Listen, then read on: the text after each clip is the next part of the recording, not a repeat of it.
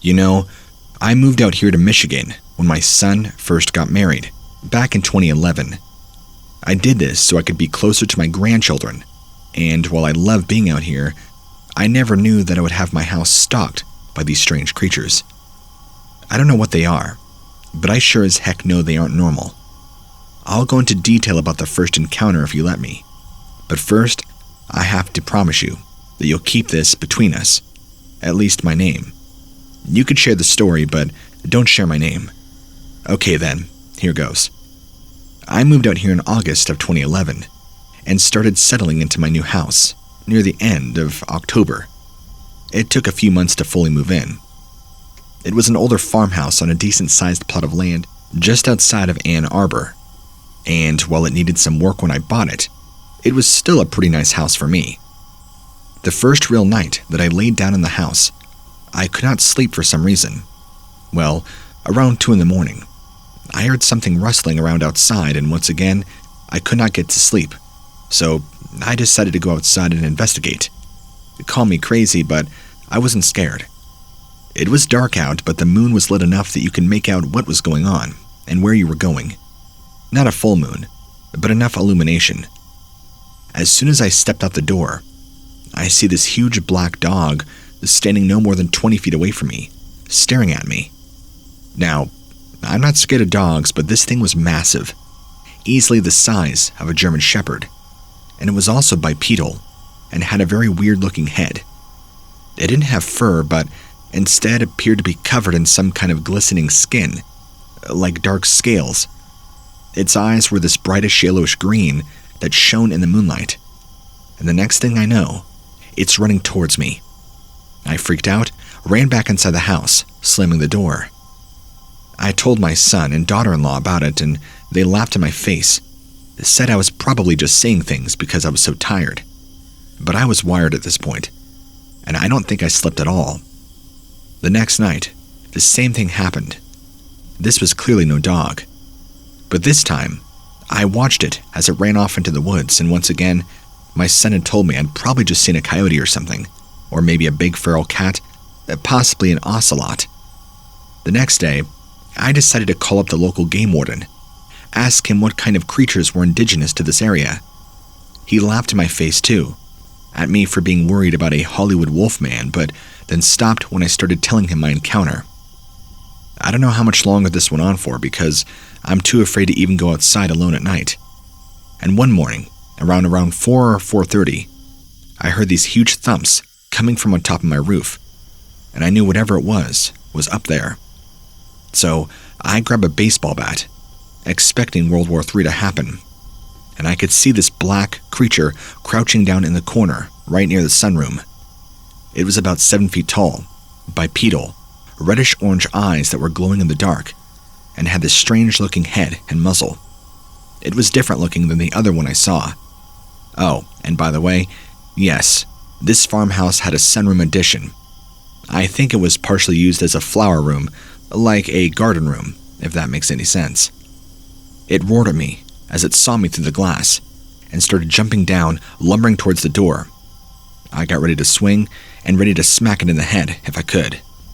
I ran, throwing my bat down out of fear, calling the police. The police didn't really take me seriously and took their time getting out there.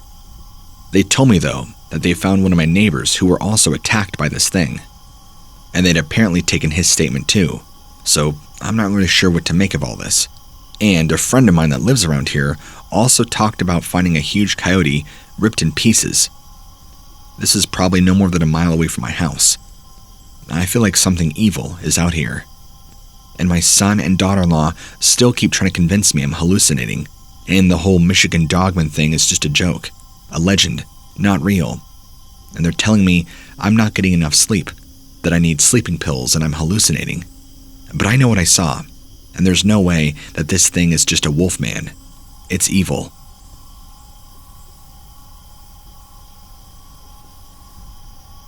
I'm a paramedic here in Oregon. I have been for quite some time. I'm actually in my 20 years of service, and I've seen some pretty explicit things. Things you honestly wouldn't believe. Also, I stand a bit more on the skeptical side of most things. including the paranormal, Bigfoot, and all of that nonsense. I do hold a bachelor's in biology from OSU, and I'm very familiar with taxonomy and anatomy, but I'm not prone to hallucinations or any sort of delusional thinking. I am 100% convinced that what I saw that was real, and it has not been documented before, at least to my thorough understanding. It's made me reevaluate and rethink about the way I think about the world, science, and what's true and what's not. Anyway, I live and work primarily in Central Oregon, and I spend a lot of time around Warm Springs Reservation here in Oregon. A lot of my family is from there, since I am half native.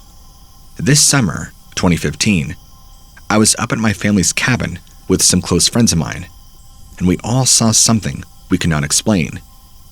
It was in the early evening hours. We were sitting outside, having beers, enjoying the warm weather with our dogs, and we all heard it. A very loud howl-type noise. It stopped us all cold. Then, there was silence for about 3 seconds before another one sounded off closer to us. This one was louder, and much more profound in volume and power. We all looked at each other thinking, what is that? My buddy goes inside, grabs his .22. I grab my shotgun. We also grabbed our dogs and went into the cabin, locking the door, turning off all the lights. My friend started panicking. I guess his father had dealt with creatures like this before in the woods, and he started mumbling and stuttering, telling me that this is not good, that we've angered the beast. Even though I grew up around a lot of Warm Springs natives, I'm actually not that proficient in the language, and he started praying and speaking to me in that language, none of which I really understood. Maybe a few words here and there, but nothing I could really make out. And finally, after some more time had passed, we decided everything was okay, and we went back outside, with our dogs, of course. We decided to try and relax a little bit more and sit in the same spot we were earlier, when my friend motioned it that there was this large bipedal dog walking through the trees, roughly 50 yards away from us. It was definitely not a normal dog. It was much too big and reminded me of a wolf. It also had a very awkward gait, and the hair on its back was standing up, and it had a very long snout. I pointed it out to my friends too. We watched it as it moved across a clearing and then disappearing behind some trees. We had a very clear view of it, and I wished that I had taken a picture or shot video on my phone, but we were all just in shock by what we were seeing. My one friend was virtually on the end of a panic attack. It did not appear to be somebody in a costume, as some have suggested before. This was a full-on flesh and blood creature. I know this might sound crazy, but I swear on my life that what I saw was real. At least what I know is real. As in something physical. Something you could touch and see. It was moving pretty quick, like it was going somewhere. Once it fully disappeared, we retired back into the cabin for the evening and the rest of the night. I don't think any of us were really comfortable sitting out there anymore. At least not after that sighting. That was a little too much for me.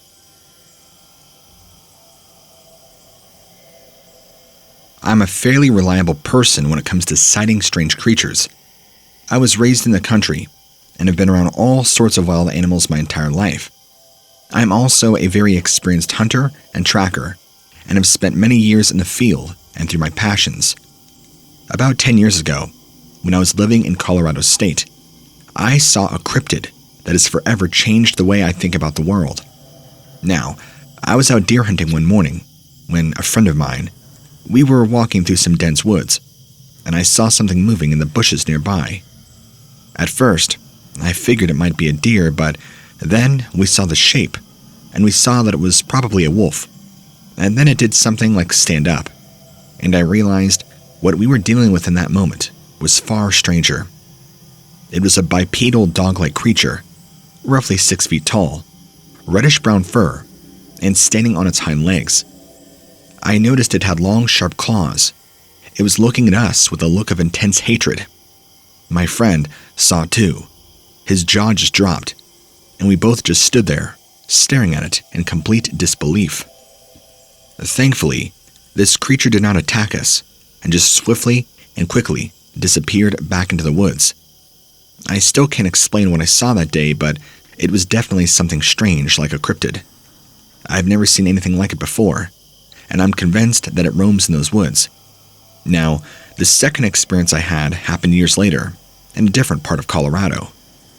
This was early morning, and I was driving to work on a rural highway. This cuts right through the foothills of the Rocky Mountains. As I rounded a bend in the road, I saw something standing in the middle of the asphalt. At first, I thought it was a large dog, and had completely forgotten about my sighting from years before. As I got closer, though, I could see that it was much too big and dark to be a dog. Then it also stood up, and I could see its features better. It had a long wolf-like snout. The creature was covered in dark fur, and I could see its muscles rippling as it stood there watching me. I was overcome with fear and paralyzed. I could not make my car move an inch. It eventually turned and loped off into the woods. I did not see it again afterwards, but I'll never forget that sight, and all the feelings, emotions, and memories of the first sighting came rushing back in full. And since this, I've heard many other reports of similar creatures from all over the country. Some people refer to them as cryptids, others call them monsters. Whatever you want to call them, they're out there, and they're definitely something to be afraid of. If you are ever out in the wilderness and see one of these creatures, don't try to approach it. Just get away as fast as you can, and remember, it's better to be safe than sorry. So, next time you're in Colorado, keep your eyes peeled for any strange creatures lurking in the shadows. You never know when you might encounter one of these terrifying cryptids. Please, I urge you, be careful out there. This world is a scary place.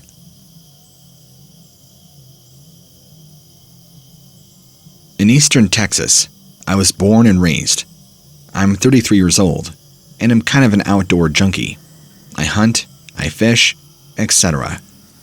I feel pretty confident in saying that I know the woods like the back of my hand. Growing up in eastern Texas, you quickly learn to identify every animal by its track, sound, and behavior. I have also had some thorough experience with sightings of strange beings, like Bigfoot, for example. Eastern Texas seems to be a hotbed for this kind of stuff. In fact, I've spent many months out in the woods, fishing, so I know the sounds of the woods and the things the animals make. A few weeks back, I was driving from San Antonio to visit some friends.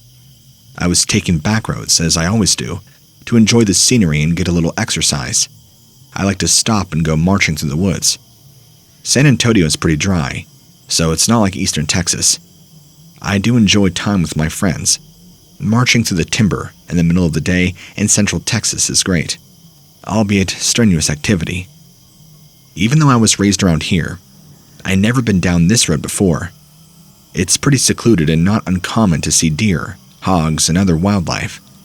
As I was walking, getting ready to head back to the car to continue my long trek, I heard a sound that I immediately knew was nothing normal. It sounded like a dog howling, but was much deeper in pitch, and there was something weird about it. It sounded distorted and wrong. I stopped in my tracks, slowly turning around to face the direction the sound came from. I could see something coming out of a small meadow into a small clearing. It was maybe 30 yards away, and I see a creature that I can only describe as an upright wolf. It was standing strong, had the body of Arnold Schwarzenegger in the movie Conan the Barbarian, and the head reminded me somewhat of a black Labrador.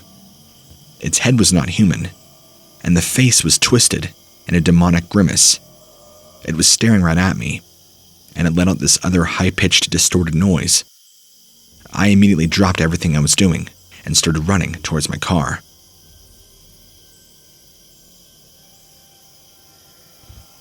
I've been working at this textile industry for over 5 years now, and as part of the security.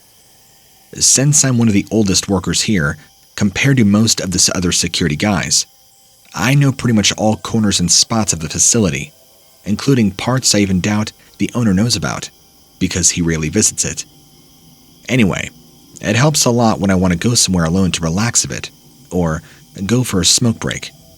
Nobody is really bothered by it. Some of these spots are not covered by security cameras either.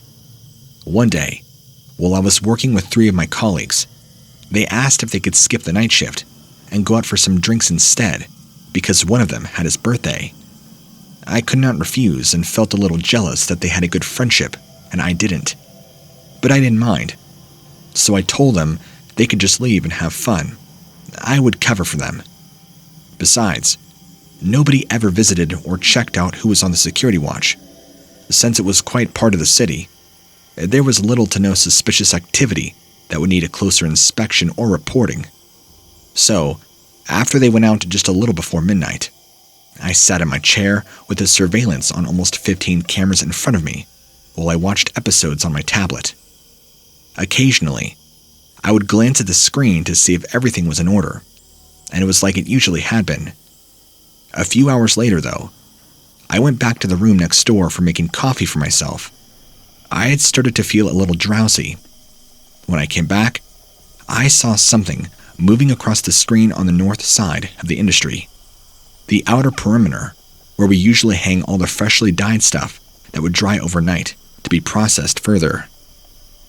I rushed to the screen, following the next camera that would cover the spot. I saw something pass by. I saw it only for a few seconds, but I could tell it was a wolf. I didn't get a good look, though, because the cameras aren't exactly designed for viewing perfect details at night, so I couldn't say anything more. But then, I noticed movement on a different camera. It didn't look like an animal or a wolf. I very clearly saw a figure standing on two legs and gray-yellow shiny eyes, like a cat's glows in the dark. That alone put me on edge. And even ironically, the figure disappeared into the corner of the same drying room and wasn't covered by the cameras. I waited. I kept an eye on all the screens to see if I could find anything, but did not. That's when I thought it was too suspicious that somebody like that was roaming around in the factory at that hour. I should go check it out.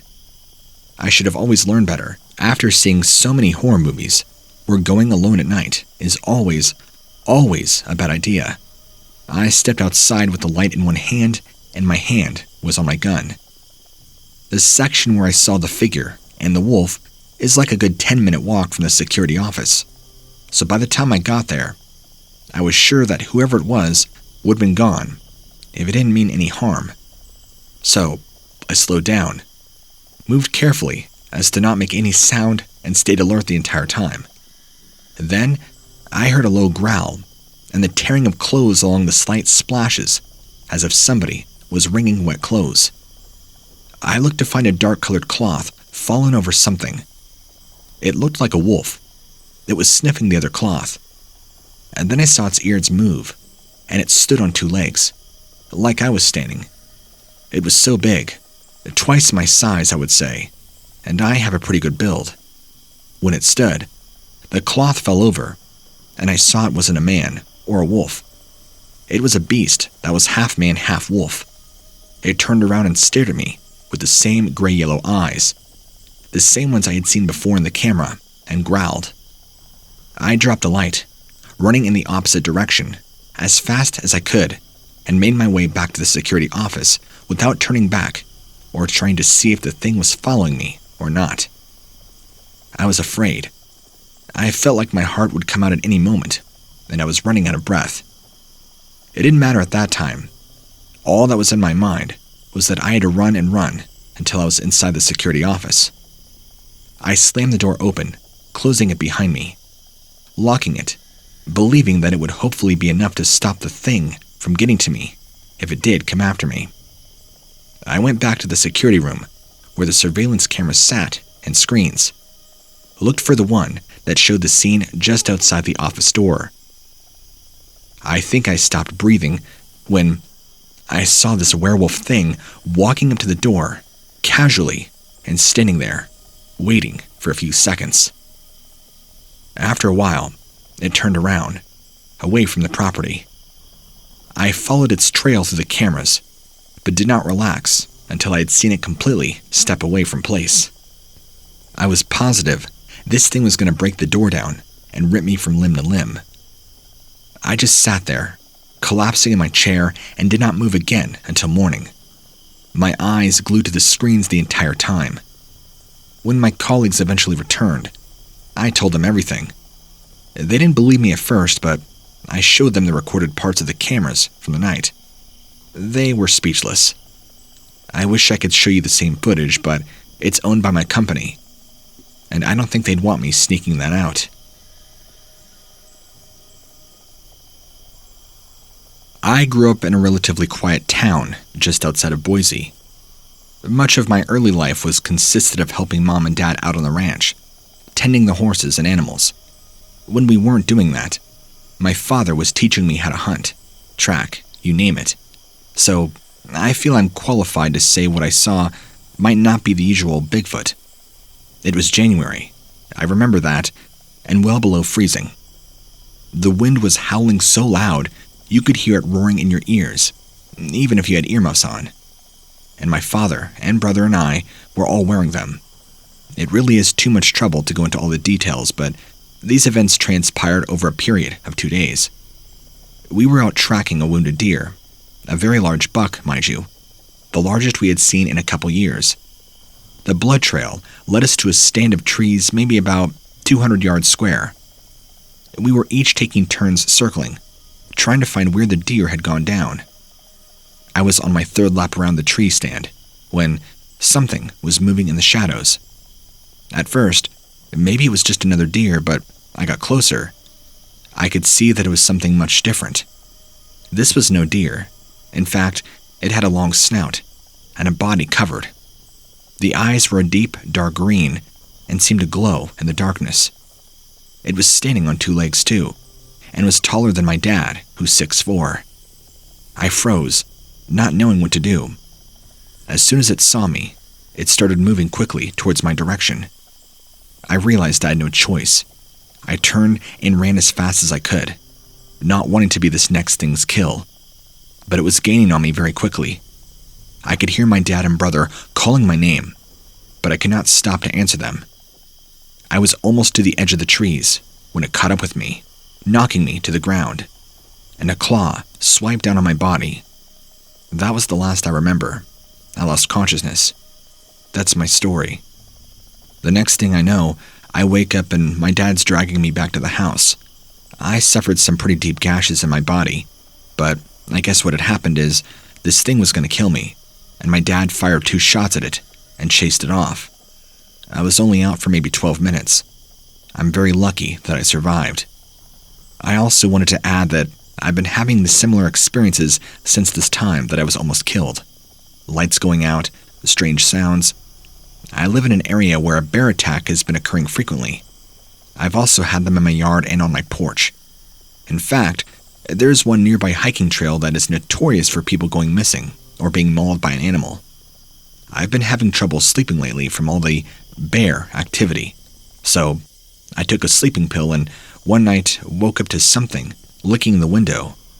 It was gone by the time I opened my eyes, but whatever it was appeared canid from what I could tell, not to mention all the large canine tracks around my window. I think it's the same creature that's been following me since I was a teenager. It must have got a taste of my blood and wants more.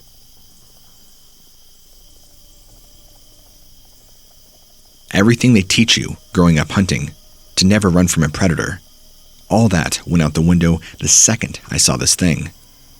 My car was about a quarter mile away at this point, and I knew if this thing began to chase after me, I was probably a dead man. Well, sure enough it did, but somehow it allowed me to get to the car and jump in. I tore down the road, looking back to see if it had chased me.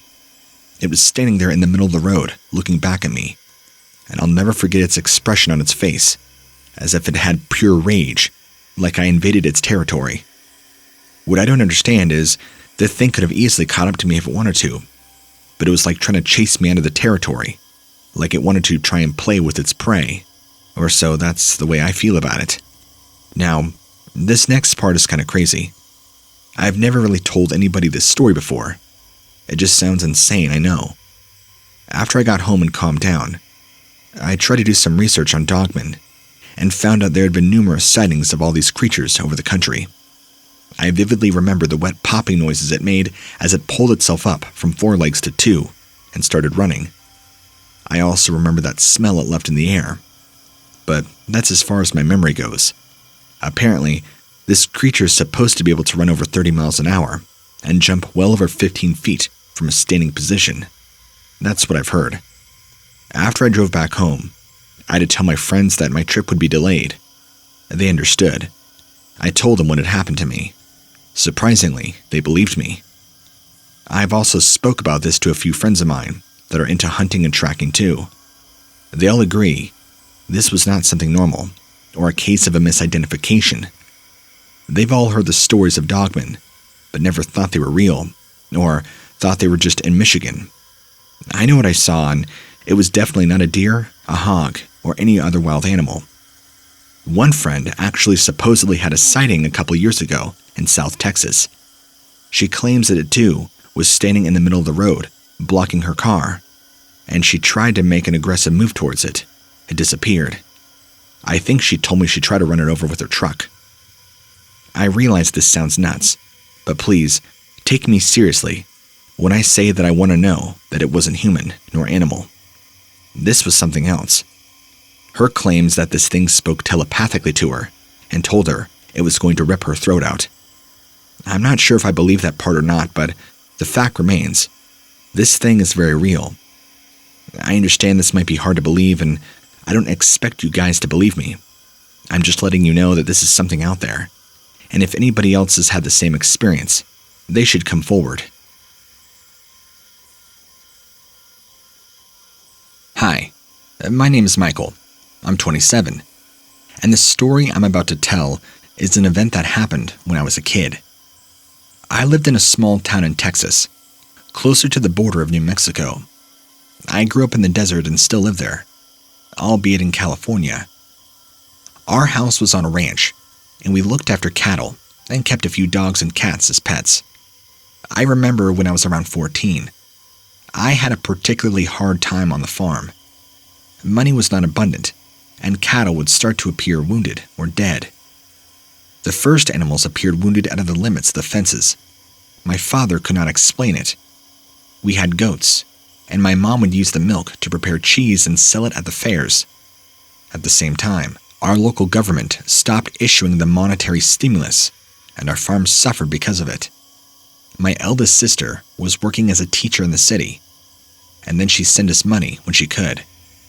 I remember my father would get worried and made me help him reinforce the fences, even if we both knew the fences were fine. Our dogs would start randomly barking at night. It was a hot mess. I know my parents tried to put on a strong front for me, but I'm sure they were just as scared as I was. Things stopped when my mother talked with an indigenous friend of hers who told us we got a trabajo, an ill-natured magical work like a curse on us. She frequently traveled between Mexico and the USA, visiting relatives, and things eventually got solved. The event that scared me happened before that. It was a hot summer night, I remember. I could not fall asleep and felt nervous for no reason. My parents were asleep, and I heard the dogs walking downstairs, also acting very nervous. I tried to ignore them until I heard a loud bam outside, and just realized something was going on. I went downstairs and stared at the window. My dogs were running from one point in the living room to the other, barking at something, and the cats were hiding together. I heard sounds outside, coming from the cattle, and was about to grab my shotgun. Please, it's normal to carry them when you live outdoors, for your own protection, and run outside to get the chupacabras or whatever was attacking our cattle when everything suddenly gets silent. My dogs began whining, scared. I suppose they were running before following the movements of whatever was outside. And now, it must have been close to us. I began feeling this fear. Was it in my house? Why would I be scared? And suddenly, the strangest looking dog. It stood up right in front of my window. Its head was something between a dog and a wolf, muzzles and all, and very pointed ears. But it had the proportions of a human body. I yelled like crazy and heard my parents upstairs. The animal wasn't in front of me anymore. I explained to my parents what happened, and my dad went outside to chase what was harming my cattle, while my mom yelled at him to please stop. He returned with no news, except that he saw a silhouette of more dead animals. The next morning, I go out with my father, and we see these strange canine tracks.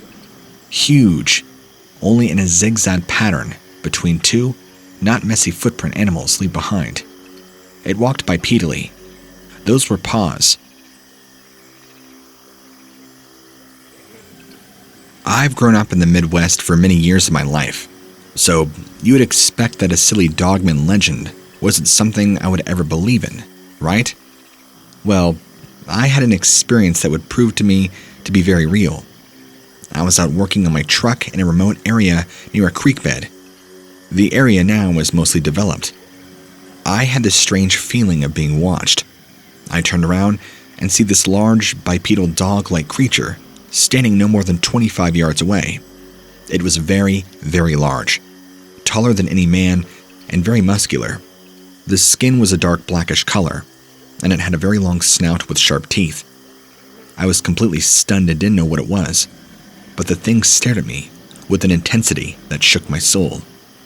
It took a few seconds to find my voice, but once I did, I started yelling obscenities at it. The creature just tilted its head to the left, looked at me, quizzically, then cocked its head to the right. The whole time, it never took its eyes off me. It stared at me like a dead, dying deer, getting ready to pounce on its next meal. After about 30 seconds, it appeared to grow bored of me. Maybe I wasn't scared enough. It turned around quite gracefully, actually, and walked away at this inhuman speed. I don't know why, I was terrified beyond relief. And that night, I could not bring myself to get drunk enough to erase the memory from my mind. I'm not sure what to make of it, but at that time, I was convinced that this was a Dogman, and that the legends were real. It's the only thing that makes sense if you think about it. I didn't just hallucinate this whole experience because I was drunk. Also, the behavior of the creature was completely typical of a Dogman in so many ways, after reading up on it. The dark blackish skin color, the bipedal stance, and the very muscular bulk physique, and even the long hair were all consistent with reported behavior. As for why it didn't attack me, who knows? Maybe Dogmen have a strict policy against who and who they can't go after. I'm not sure why it chose to leave instead of attacking. Maybe it has something to do with Dogmen being a lesser evil than the aliens they work for. There also seems to be a lot of evidence that point towards these creatures having been created by the Greys as an inferior race that can be used to perform tasks deemed too dangerous or possibly distasteful for humans. Maybe Dogmen are hybrids that were genetically engineered by the Greys themselves before they were bred with wolves to produce a more resilient canine species, like the one I saw. All speculation and theories, of course. I have also been told by a credible source that the government is well aware of the existence and has been for some time, but they will always refuse to admit it. Anyway, I don't know what this thing is or where it came from, but I know it exists. I have never seen anything like it since or before. I know what I saw, and I know how terrifying it can be seeing this thing. Back in May of 2001, I was helping my brother repaint his old barn. This barn is located in the middle of hundreds of acres of woodland, so we had to cut through woods to get there. Now, this isn't normal country, like out west or anything. This is countryside with farms and whatnot. Anyway, about a fourth mile into the woods, I saw something that has haunted me ever since. First of all, I'm from Kentucky, Louisville to be exact. The reason being is because I've been a cryptozoology nut since the age of 7, when I saw my first episode of In Search Of with Leonard Nimoy.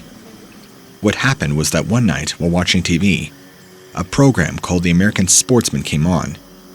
The show was about hunting big game in different parts of the world. The episode I saw was about a man who went to Africa to hunt a lion.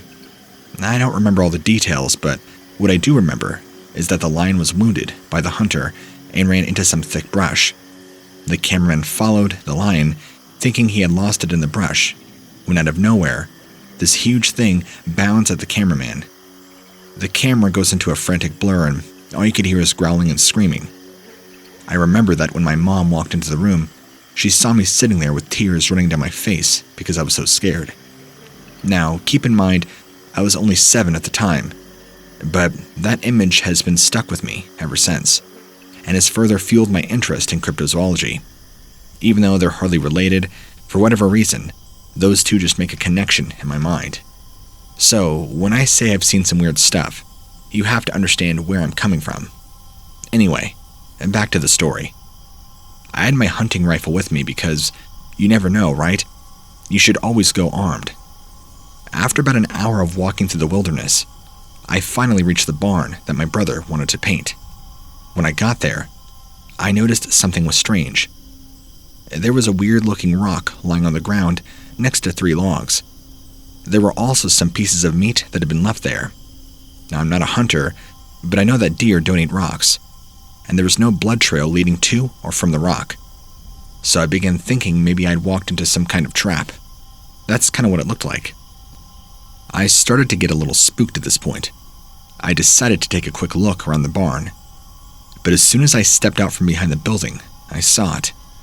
Standing no more than 100 yards away in a clearing was this giant black creature, easily 8 feet tall, that had the head that looked like a dog's. The body was covered in black fur and standing on 2 legs. I could see its eyes glowing in the darkness, and I could hear it snarling. I froze and just stared at it, and then it began to move towards me. At this point, fear had taken over, and all I could do was run. I ran back to the woods, straight home. When I got there, I locked all the doors, never telling my wife what exactly happened because I didn't think she would believe me. The next day, I went back to the barn with a video camera, hoping to film any evidence of what I'd seen, but when I got there, the pieces of bloody meat and the rocks were gone. I even walked over to where I'd seen the creature standing and found some unusual footprints in the dirt.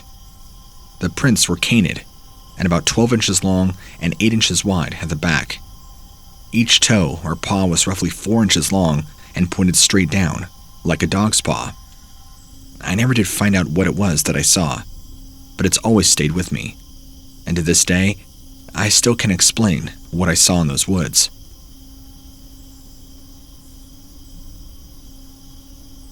The story I'm about to refer to is an event that happened when I was visiting my grandparents in Paraguay.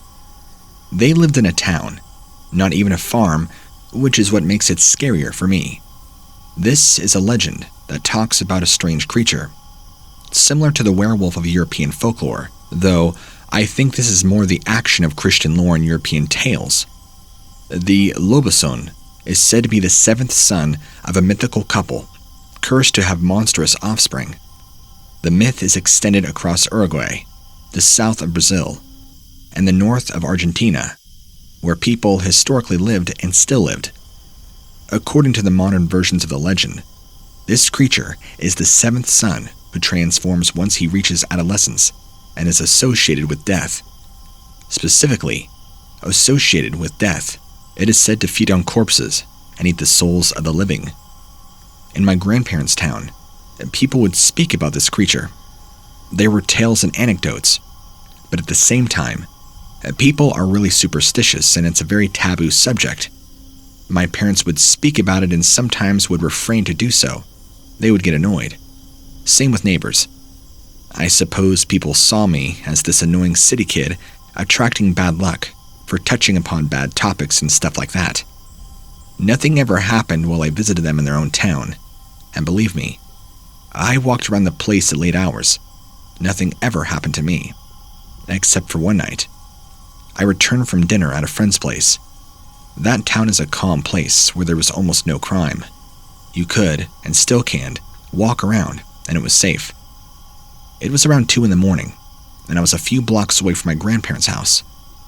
There are lots of old but simple houses there. I was walking, and then saw this abnormally big street dog appearing out of nowhere. It had black fur, and looked very dirty. I paid it no mind because that's a common thing to see here. Some street dogs are better left alone. Some are good, and others are aggressive. I kept walking until I feel this sudden cold. I looked towards the direction of the dog. It was standing on its hind legs and grunting at me. I realized things were bad, really bad. No dogs walk like that. Its eyes were yellow, and standing up it was very tall and unnatural. It looked at me and I felt this sudden dread. An irrational fear grew inside me. I turned on my heels and ran away, fast. I wasn't thinking, just running. I felt it chasing me and the fear turned into terror. I ran and ran and ran, jumping over the fence of my friend's house, where his own dog began to bark at me, and it equally scared me. And his dad appeared looking very angry and saw me nearly crying in his front yard. It was then that I had to be escorted by him to my grandparents' house. He kept talking about me using incenses to clean myself and all of this as we walked. I remember my grandparents were more than mad. They were scared.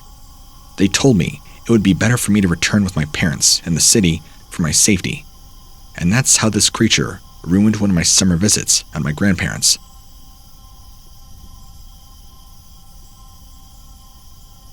I'm a former Marine and current law enforcement officer. I've been around weapons and hunting my whole life. I'm also extremely familiar with animal behavior. With that said, I know what I saw was not a bear, deer, or any other native animal to Colorado. I was out hunting one time with my younger brother, who is also law enforcement, and 2 other friends. One friend was a very avid hunter and owned the land we were hunting on, so it was private, and the other was just along for the ride. We were all about 100 yards from my brother's truck, which was parked on a Forest Service road. We all see this large bipedal animal moving quickly through the trees. Immediately, we knew it was too big to be a bear, and the fact that bears don't move like this bipedally, not this quick. We just could not figure out what it was. It walked for about 20 to 30 yards, then dropped down to all fours and disappeared out of sight behind some small trees and brush in a small valley. We all thought it was going to continue its way and walk right past us, but that's not what happened. The creature suddenly reappeared, looking in our direction, and popped up back on 2 legs. Accompanying it was this popping sound. It reminded me of bones cracking or a joint being pulled out. It was gross. My brother, who was closest to the truck, jumped in and grabbing the shotgun. The creature was quickly nearing our vehicle. My brother fired off a warning shot, and it quickly disappeared. We don't know if it ran away, but it concealed itself. I feel like I know what we saw, but it's so hard to believe. It's the closest thing I've ever seen in my life to a werewolf, and I stand by that.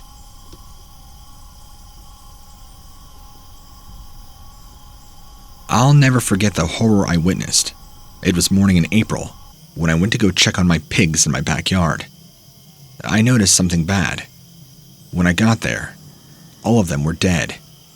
Around their necks was torn flesh, but it did not look like a person had did this. All the legs and heads were ripped off and thrown about the pen. We never found out who or what killed my pigs, but a farmer a few acres down also lost his livestock. After seeing this, I decided to get a gun for my own protection. Surprisingly, I did not have one yet. I was not expecting the next thing that came. About an hour after finding my pigs brutally murdered, I saw something that still haunts me to this very day. It looked like a large bipedal wolf, walking on its hind legs. It was roughly 6 feet tall and very muscular. I froze in terror as it just stared at me with its red eyes. This is before it ran off into the woods. I had reported my findings to the police, but they laughed at me, said I was delusional. That's when I knew I needed to find out what this thing was for myself. A few weeks go by, and I'm out hunting deer in the woods right near my house. I had a feeling that the same creature had been following me around. I wasn't wrong. And suddenly, I see it walking across the road, about 50 yards away from me. It was definitely not a wolf, or any other animal I'd ever seen. It looked more like a man in its stature, but it was huge. The muscles were bulging, and it had a ferocious face with a very fierce expression and sharp teeth. I shot at it, but it quickly disappeared. I decided to go back home and grab a camera, in case I saw it again. Luckily, I did. It was actually standing in the tree line this time, observing me. I tried taking a few pictures of it, but that seemed to anger it. And suddenly, it began to charge. I barely got away with my life. And after this incident, I decided to go back to the woods to try and find out more about these creatures. I found evidence along the way that pointed to there being more than one of them, and they were definitely not from around here. One day, I was also in the woods tracking a creature that I had been following for weeks now. I believe it was the young of one of these. I came upon it, hiding behind an old oak tree. It was watching a group of deer, as if it was studying them. I tried to take a few pictures of it, before I completely lost my nerve and ran away screaming. That's because this thing noticed me, and I could tell its mother was near. And to this day, nobody has really believed me. The pictures that I managed to get are too blurry to really be evidence. I know for a fact that whatever these creatures are perfectly capable killing machines, and they will not hesitate to take you out. I feel like the only reason they're allowing me to live is because they haven't been ready to kill me yet.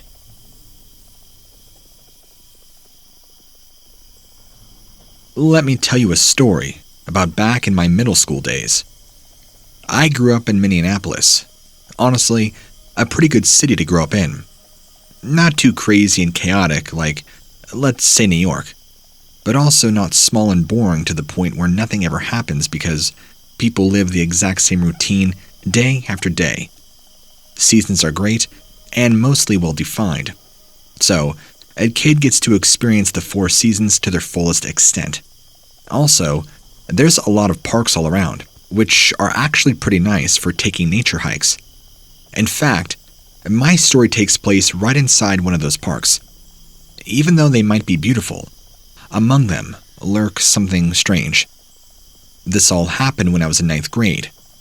School had organized a scientific expedition, which is just a fancy way of calling a school trip, right inside those parks. I can't quite remember which one it was. I've done some research and I'm like 85% sure it was the Boom Island Park. Anyway, I'm not entirely sure. Schools always had organized this awesome trip that'd last all day long, and we could not be more excited.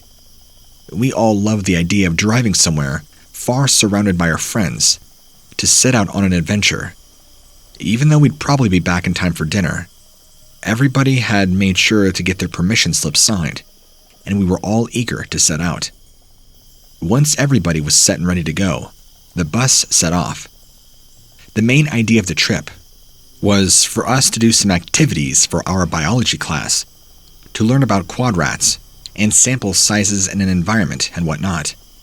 So, the basic was to set out with our groups, count the exact number of plants from different types of present in a quadrat established by ourselves. Of course, as any middle schooler would do when set loose in the middle of a big green area, the great majority pretended to work, while they basically goofed off and fooled around, just coming up with random numbers to get the task done. I was in one of those groups. We quickly wrote down our sample sizes, saved the data for a lab report when we get back, and began just walking around the place with my friends, interested in getting to know more about the spot. We went around our designated spot for an on-field data recollection, and finally decided to stray a bit more from the forest. We began walking, away from the other groups. We were enjoying the scenery and the fake freedom and independence. This is right when we began hearing some strange noises in the distance.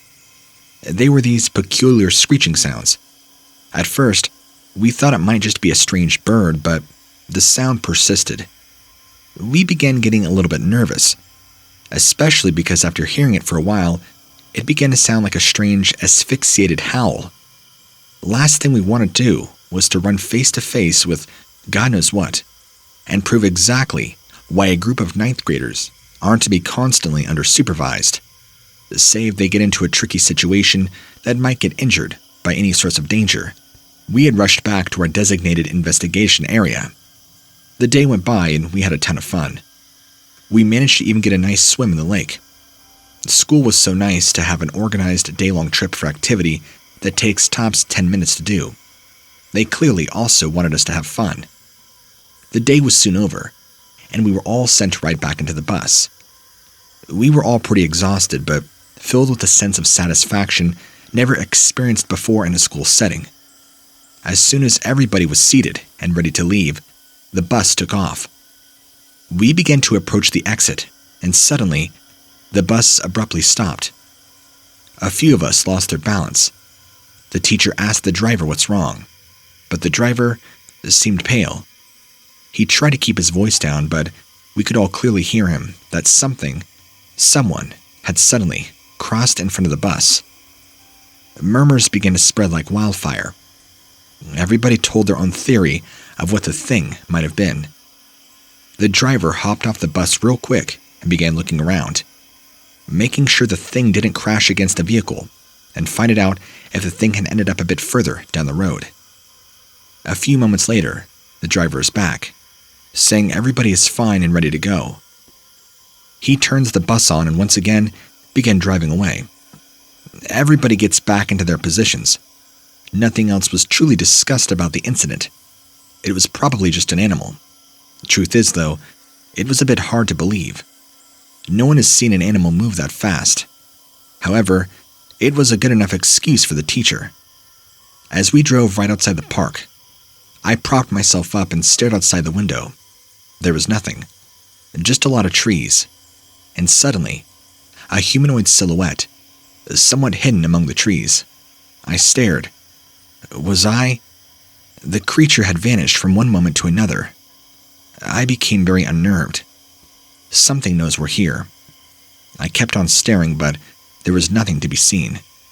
And suddenly, again, I almost fell out on my knees. A furry, immensely figured creature with what seemed to be a dog's snout for a face, and I began screaming, pointing it out for the others, but by the time my friends came to give it a look, it had vanished once more. I don't think anybody really believed me. I'm not sure if I believed myself. At this point, it was just a brief moment. However, the Dogman is forever imprinted in my mind. And since I'm apparently not the only person to have ever reported a sighting, I feel a strange sense of relief. In the front of weird and unexpected, it is always better to have somebody to trust.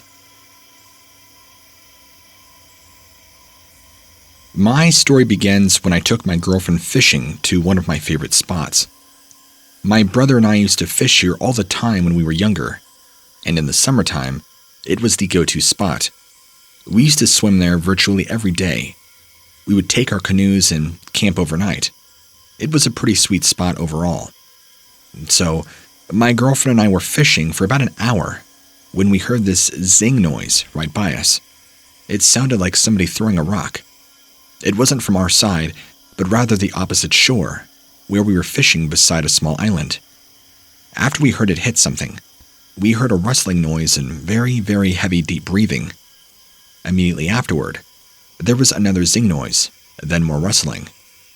My girlfriend at this point got terrified, asked me what was going on. I quietly paddled over to the small island to take a look. All I was armed with was a fishing rod and a baseball bat.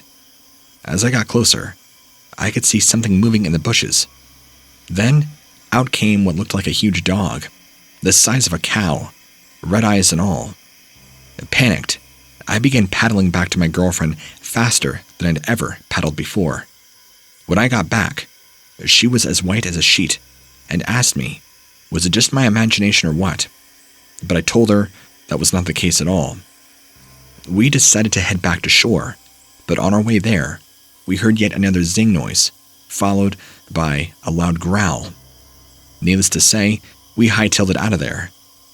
Also, the growl was so menacing, it was a type of I'm going to kill you kind of growl. When I got home, I did some research on the area and found out there have been numerous sightings of a dogman in that area. I'm not sure what it is that we saw, but I'm guessing that the zing noises were it throwing rocks in our direction.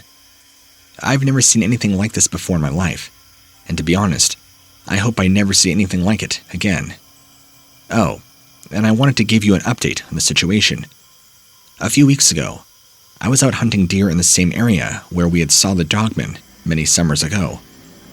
I had heard a zing noise come from behind me. I turned around and saw a large black dog. Not as big as the one I saw, but still big.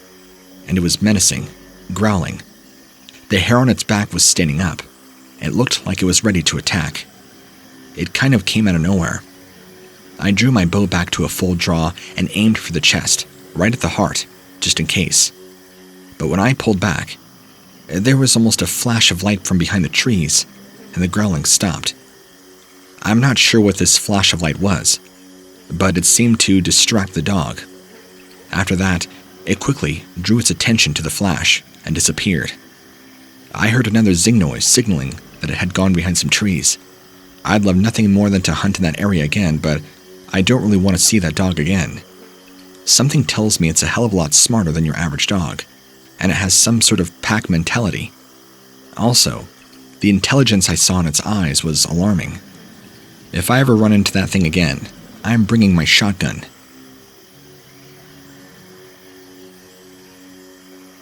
When I was 15, my brother and I used to go out into the woods and play paranormal investigators. We would make up stories about creatures and ghosts, and try to find evidence of their existence. We were never successful in finding anything, of course. But a few years ago now, when I was about 25, I moved from Massachusetts to rural Florida. There was a big storm during the first few days I moved there, and as a result, my power was out for about a week. When it came back on, I had just gone to bed, and before I went to sleep, I flipped through the channels on the TV. There was a short documentary that said it would be showing live footage of a cryptid traveling through the woods. I was skeptical, but decided to watch it anyway. The footage began with an extreme close-up of what looked like a grayish face with wide black eyes. Then, it panned out to reveal an extremely tall creature walking through the forest at night. It looked almost human, except for the torso, which was very long, and apparently hairless. It had a very lean body, but it walked on two legs. I watched until the footage ended, minus 2 commercial breaks. The next day, I checked online for any more information about this. There wasn't much available on the web, so I did some researching on my own. I even went into the woods near my house and searched for any traces. I couldn't find anything that day, but I did come across a stump with 3 large claw marks on it. They were about 2 feet apart, and looked as if they had been made very recently. I later found out from a local man that there was a creature around here, known as the Hellhound. It apparently roamed these woods, and said it was very large and hairy, and resembled that of a werewolf. I've never seen it myself, but I'm certain that maybe there's a connection. I still have the documentary on VHS somewhere. I'll try and upload the footage on YouTube, if I ever find it.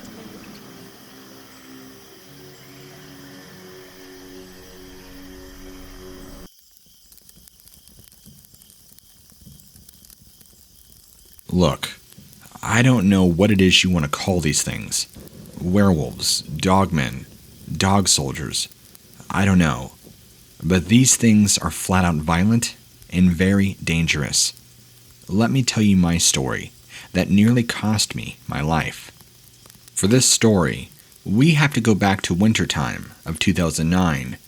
Somewhere around February or March, we had passed the worst part of winter, but it was still very wet and very cold. This night I was driving home, and was driving down a steep mountainside, filled with trees and forest all around me.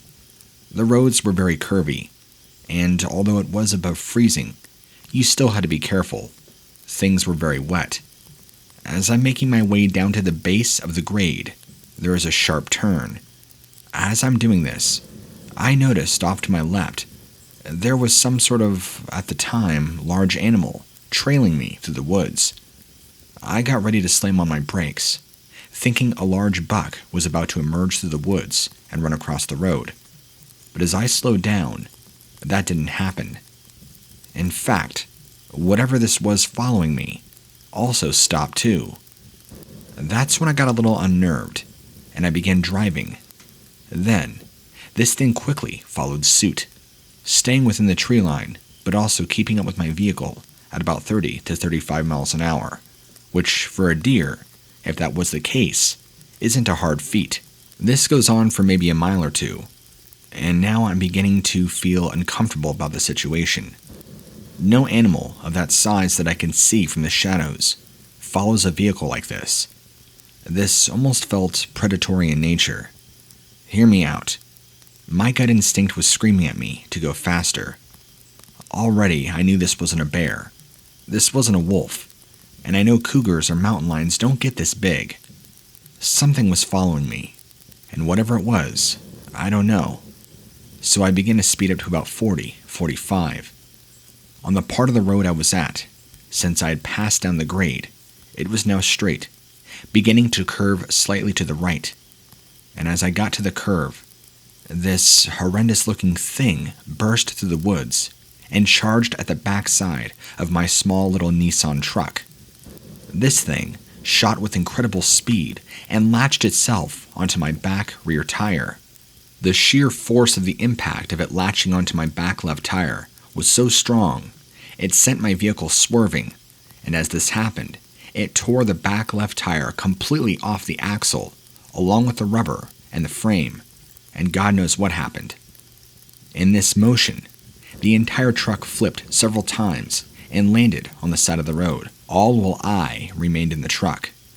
Of course, the accident and impact left me unconscious, with a severe concussion and several scratches and bruises. But thanks to my seatbelt, I did not end up being projected to the windshield, being smashed by my truck.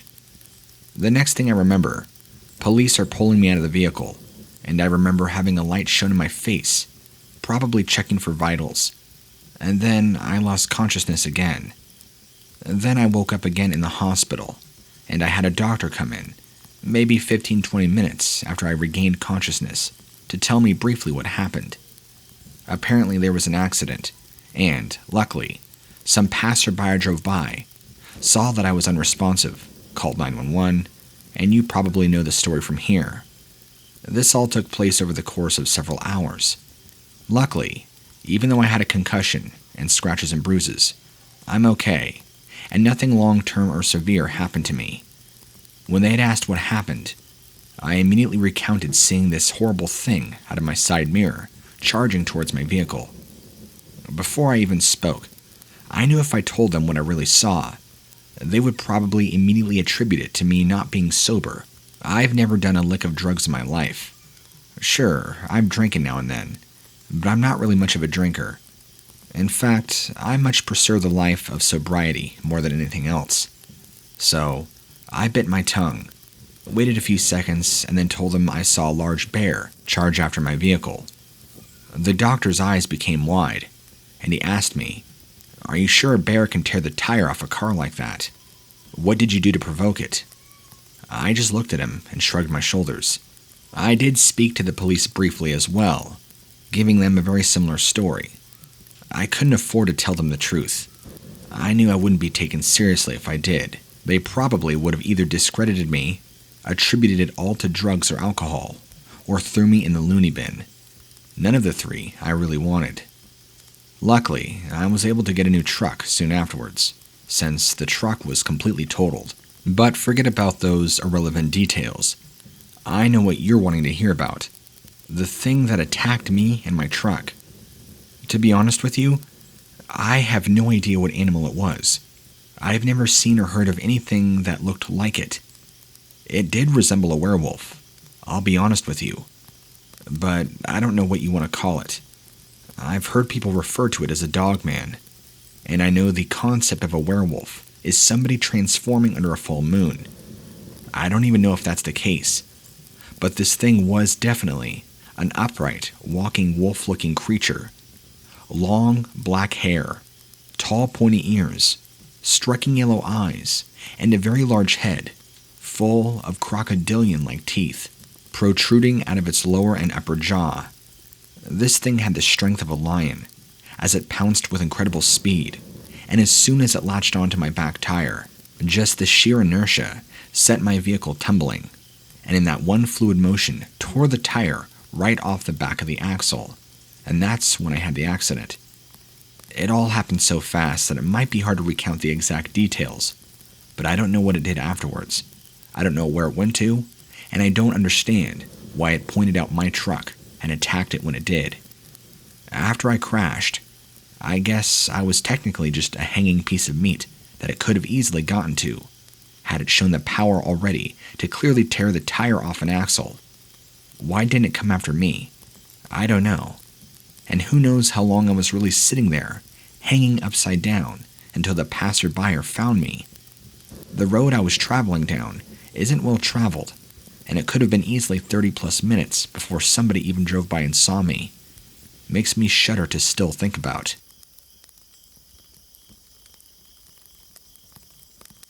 I don't know how this winter's been for you, in whatever state you're living in, but over here in western Pennsylvania, it's been pretty crazy.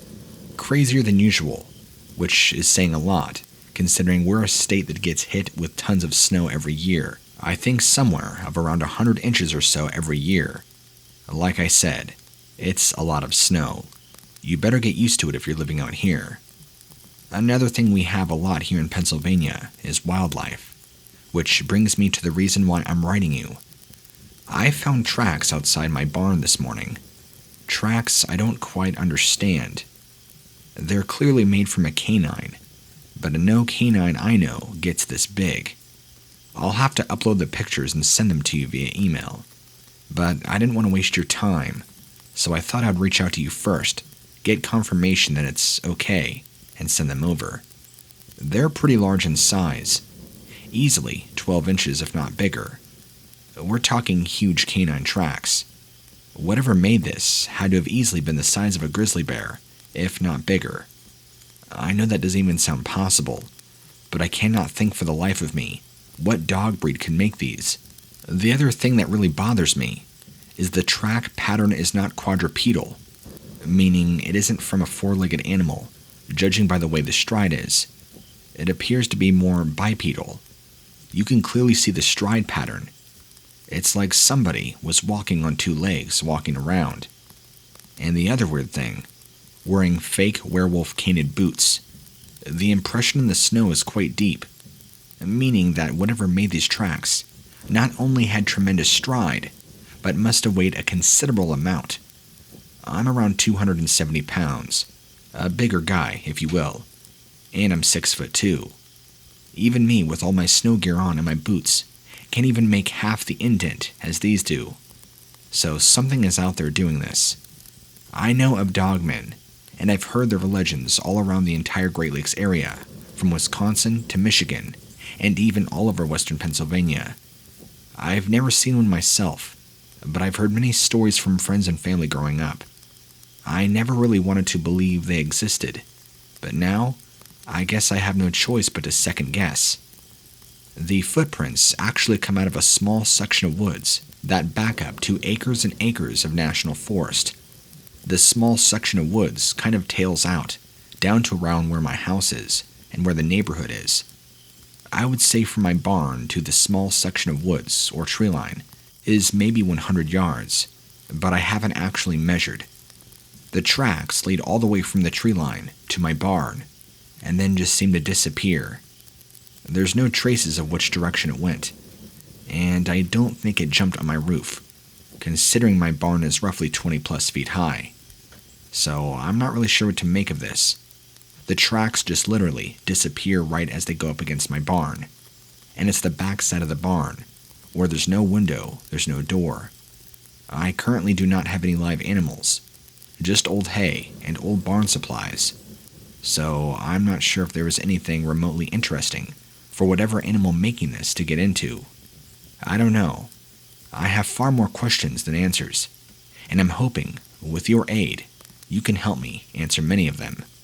Thanks for your time. My grandfather, who rest his soul is now passed, used to work as a police officer and eventually a sheriff for well over 30 years of his life. One of the most horrifying stories he ever told me about was when he had gotten a call from a fellow. By the way, this was in the late 70s, early 80s. Which year, I don't exactly know. Anyway, they got a call from a fellow on a small farm nearby, having complaints about some unknown animal attacking and killing all the cattle.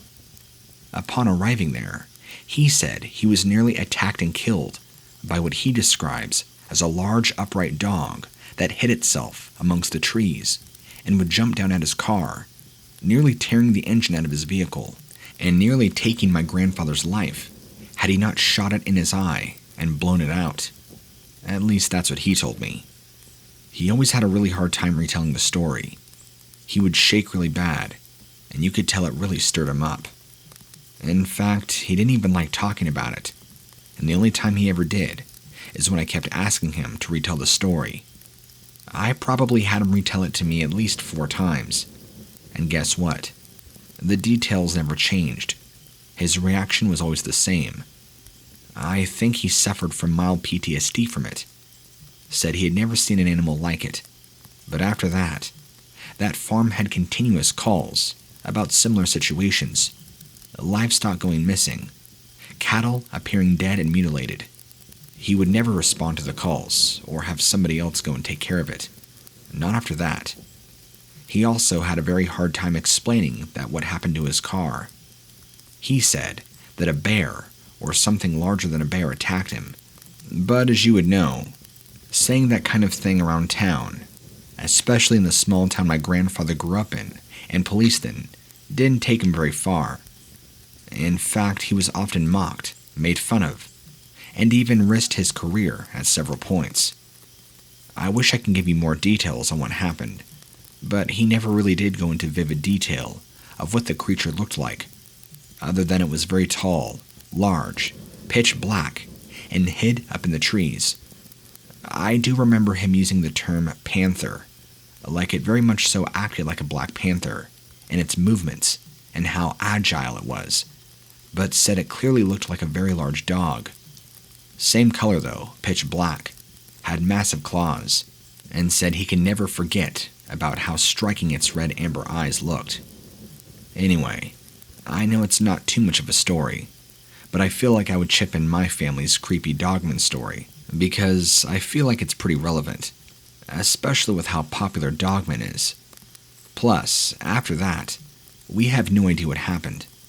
My grandfather eventually retired, about 16 years or so after the incident, so the mid to late 90s. He never dealt with anything like that again, never really talked about it, and then he passed away sometime after.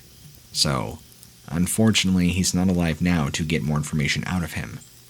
As far as that farm, well, it's only about 25-30 minutes away from my house currently. Do I have any plans to go around it and visit it? No. But, here's another thing. I guess that farm is very close to a national forest. How creepy is that?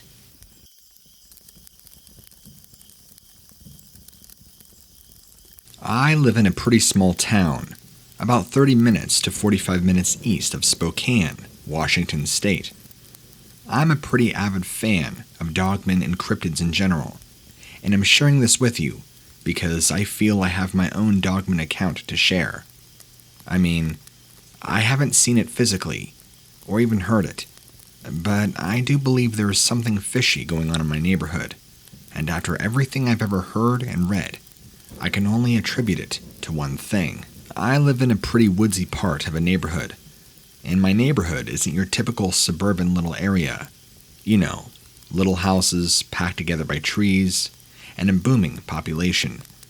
The houses here are a little more spread out, filled with more elderly people, hence I figured why the lower population. So, with those facts to the side, why do I believe there's a Dogman in our neighborhood, when I can hardly find anything Dogman related in Washington State? Well, in the past 3 to 4 months, all the neighborhood cats have turned up missing. I know this might be strange, and could easily be pinpointed to something else entirely, and not that of a Dogman. But hear me out. After reading several reports on Vic Cundiff's website, North American Dogman Project, and listening to several, if not multiple amounts of all your Dogman videos, there seems to be this common, reoccurring theme of pets going missing in neighborhoods. Sure, I know Washington State is home to the Bigfoot, and even though I don't know much about Bigfoot, I feel there is just something different about all the cats going missing. Most of the cats in the neighborhood are outside cats. I know this because I'm friends, or at least acquaintances, with most, if not all my neighbors, since they're all elderly, not afraid to talk to somebody, and not afraid to look you in the eye, like most people nowadays under the age of 30 or 40. They actually enjoy having conversation. So, since I've been here for years and years, I've gotten the chance to know these people, at least on a pretty okay level. Many of them, in my area, have talked about seeing a large black dog roaming through the area between the late evening hours and the early morning hours, sometimes only catching a glimpse, other times seeing it act very suspiciously. Now, I've never heard anything about it being on 2 legs, like most people see it as, only ever on 4 legs, like you'd expect. They don't draw any similarities to it, like that of a wolf. It's always described as just a big, large black dog. I couldn't get any specifics about its ear, face, shape, or even if it had a tail. But they said the behavior was the most nefarious thing. It acted like it was planning something, or acted suspicious. It's hard to describe, but about 4 or 5 of my neighbors now have reported to me seeing it. I mean, it's not like they see it and come to me and tell me. It just pops up through casual conversation and asking me if I've seen it yet. As of now, like I said, at least 5 of them have admitted to me that they've seen this thing around the neighborhood, popping up ever since roughly sometime in October. I'm not sure the exact date, but that's right around when all the cats began to go missing. I'd say probably by December, mid-December. They're all gone. I have no way to know for sure what it truly is, but I thought reaching out to you might be helpful. I sent an email to Vic Cundiff, but I haven't heard back, so I figured you're the next best thing to go to. What do you think it is? Is it possible that even in our small state of Washington, that we could be dealing with dogmen? Or is this maybe a Bigfoot, or something else entirely? Or is this just some big coincidence? And maybe, just maybe, we're actually dealing with a large pack of wild coyotes. I'm not sure what the answer is myself, and I really, really hope it's not an actual dogman we're dealing with.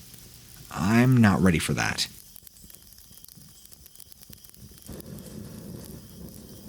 Back in the summer of 2001, when I was driving my cousin's lifted truck around, I'm pretty sure I ran over an adolescent dogman, or werewolf-looking creature.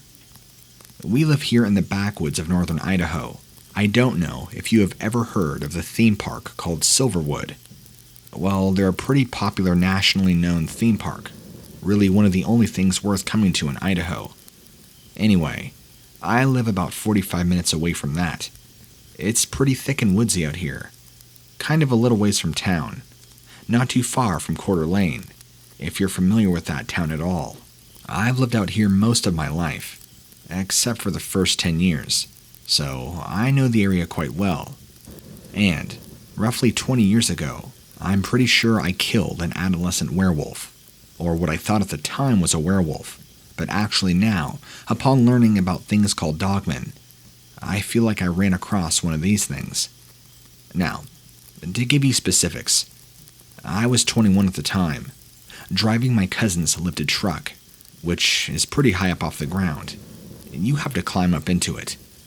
I was driving faster than I should have, and this thing that kind of looked like a crouched over hyena, really ugly looking, stepped out right onto the road, right as I was passing by. It was a bend in the road, so I did not have time to stop. I'm surprised I didn't wreck my truck. Had it not been for the fact that it was lifted, I'm sure there would have been significant damage done to the front and windshield. So what had happened was, as soon as the truck collided with this thing, the grill was head level with this thing, and I think, judging from the damage, smashed its head in. Either that, or the impact from hitting it down to the concrete caused its head to be partially smashed in. As soon as I hit it, I was freaking out, thinking I just hit maybe a teenager walking around in a costume. It was nowhere near Halloween. Early August, if I can remember correctly. So maybe late July. Sometime after the 4th of July. I do remember that, but it wasn't fall yet. I immediately pulled over, grabbed a flashlight out of the bed of the truck, and ran to go see what I had just killed, or thinking it was a person at the time, getting ready to dial 911. That is, until I shined upon the corpse. Not exactly sure what I was looking at. I just thought it was some sort of hideous-looking dog, except the way its body laid on the ground looked like it would walk on two legs. And after spending about 5 minutes, maybe not even that long, in reality, it was probably 2 or 3 minutes, because the more I looked at it, the more frightened I became, realizing this wasn't somebody in a costume, but a real living creature that I had just hit and killed. I say adolescent because now that I believe it's a Dogman, and I know and hear how big those things get, and this thing, standing upright, had to have been no taller than 5 feet, and was very small and skinny, and very frail arms, but a very, very ugly face. Think hyena, but even more wicked looking, like it just had an evil expression, even though part of its brains were smashed onto the road, and part of its face caved in. But enough detail and face left and preserved that I could accurately see what it at least looked like pre-impact. While the head and part of the body were pretty badly mangled from the impact of my truck and it hitting the concrete, it was still in pretty good shape. It had thick, matted hair all over the back of its body, and even on parts of its arms. I don't know if you've ever seen the movie The Howling, but that's actually what it reminded me of, at least in the body. Very stringy, long hair, kind of like you see with some wild dogs, even though the hair is very thick.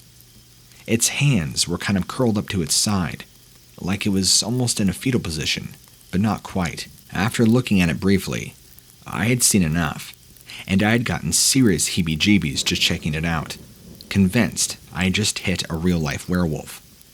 I freaked out, got back in my cousin's truck, and drove back to the house, which was only 12 minutes away at most. I got back and freaked out, told my cousin I just ran over a werewolf and killed it.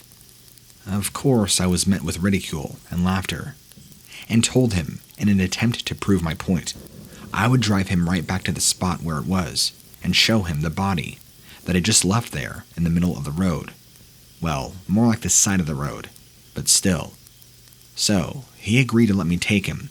We drove back there, and the creepy part, the body was gone. I know for sure what I hit.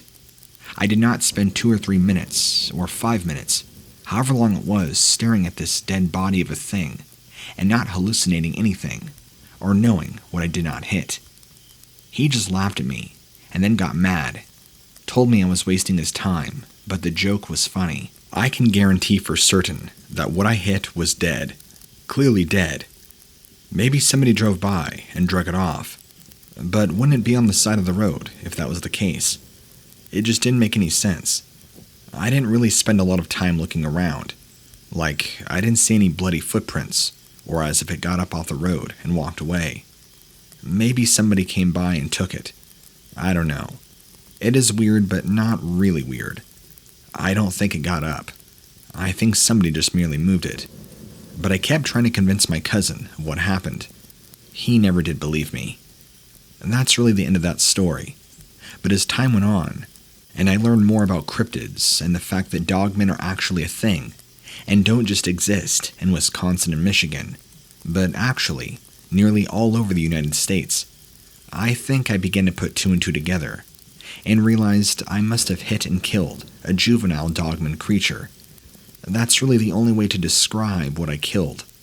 I mean, as far as I know, there is no other upright canine that walks in North America that looks the way this thing did. And when I say it was ugly, it was hideous looking. It didn't look like it came from hell, like I've heard some descriptions talk about it. It was just really distorted looking. Like I said, the face of a hyena, but much uglier. It did kind of resemble a wolf, but it really did look like a werewolf, if you didn't know what a dogman was, or never knew that dogman creatures even existed. Anyway, this is my story from nearly 20 years ago.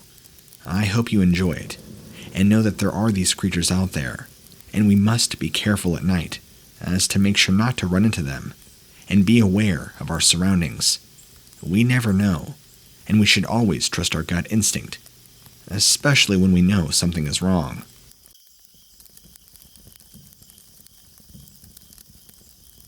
About 4 years ago, we moved to our dream home, in the middle of farms and woods. We have 8 acres, which backs up against some protected land that is undeveloped. Mostly old farms and woods patched through them. We are between Oxford, Ohio, and from what I recently read, the fabled Germantown, Ohio. We keep to ourselves, my wife and son and our dog. I've only met our nearest neighbor, a late 20s and early 30s female. I never see her leave. Her dad stops by from time to time. She doesn't work. One night, a few years ago, I went outside around 12:30 a.m. to walk the dog. I had a few beers on a Saturday night, as did my neighbor, most likely. She was hooting and howling, so I joined in the fun and howled back. No biggie. But this play started happening more and more. We started having weird stuff happen. Someone snapped our rooster's neck in the night and was coming on our property. So I set up trail cams. It didn't catch much, but some deer and coyotes. Bit one day, I went to check the cameras, and my SD card was missing, and the camera open. So I gave up on that idea. I'm a bit of a prepper. Okay, I'm a big prepper. So I turned the next few weekends into a full-on military operation to figure out who or what was coming onto our property. I got camoed up in a sniper ghillie suit and night vision. Had my night vision scope rifle out. Nothing. So, one night, it's Saturday again. Had a few beers, but not close to drunk by any means. Took the dog out when I heard the playful howl again. I thought it was my wife in the chicken coop, so I kept walking that direction. Nobody there. Huh. Weird. Must be the neighbor.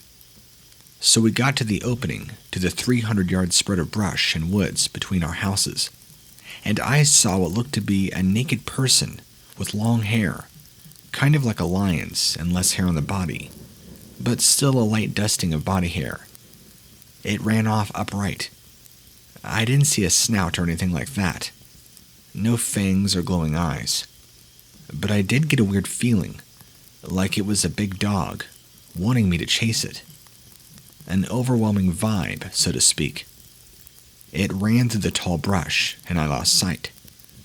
The initial contact was about 120 yards out, and it ran the other 150 to 180 yards quick. My dog didn't even seem to care. Sort of like it was a dog it knew. Not exactly sure what it was, but it did not seem evil or dangerous.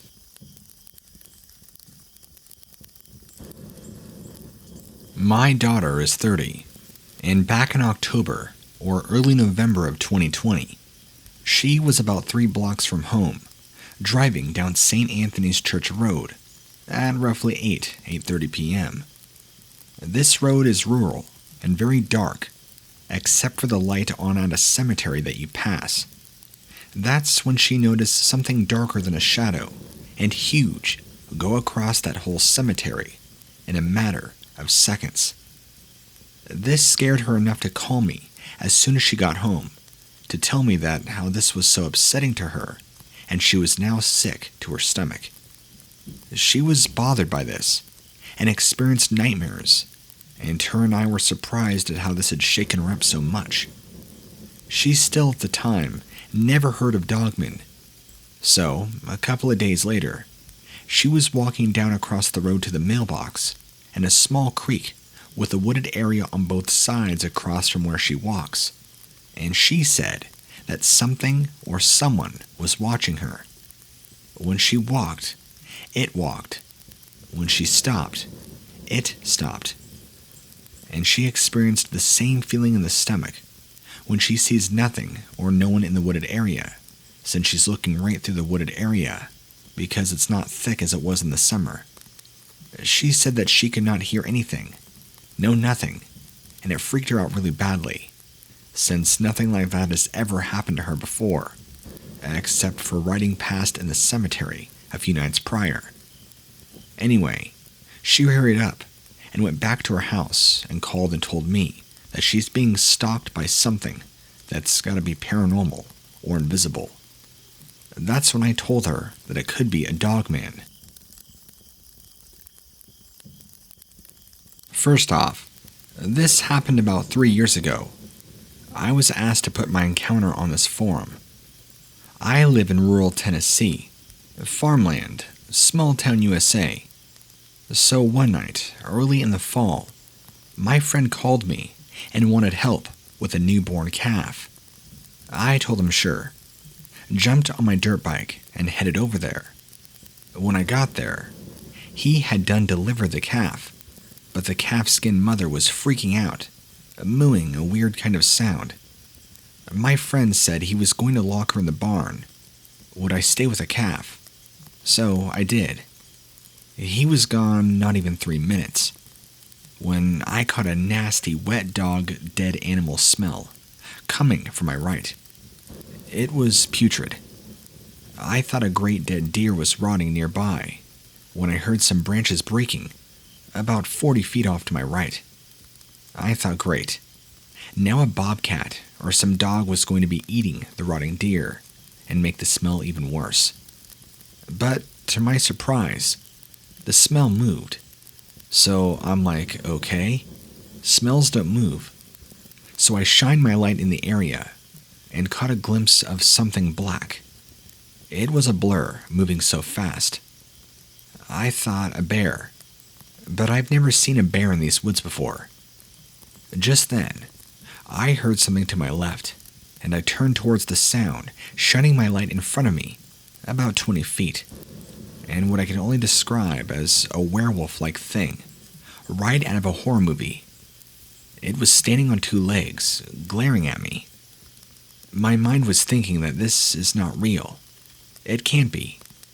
But there it was, 7 foot tall easily. I'm 6'4", 280 pounds, no small guy.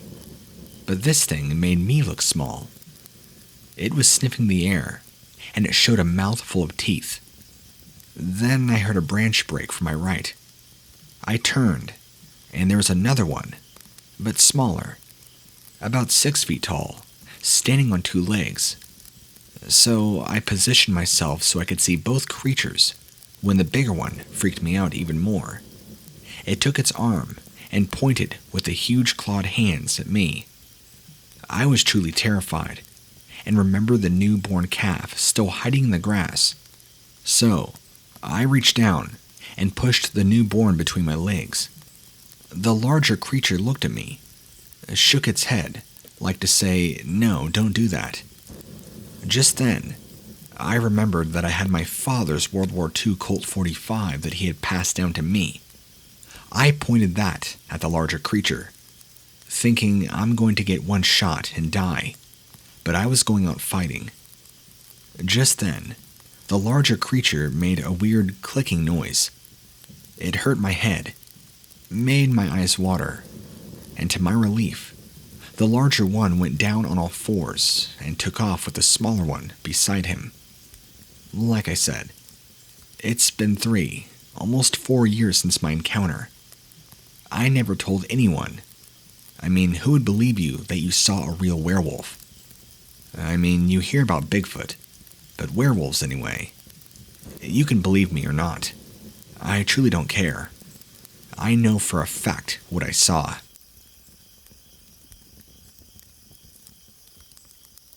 I lived in an apartment complex when I was in high school, and loved to hunt there. It was only 6 feet away from the parking lot.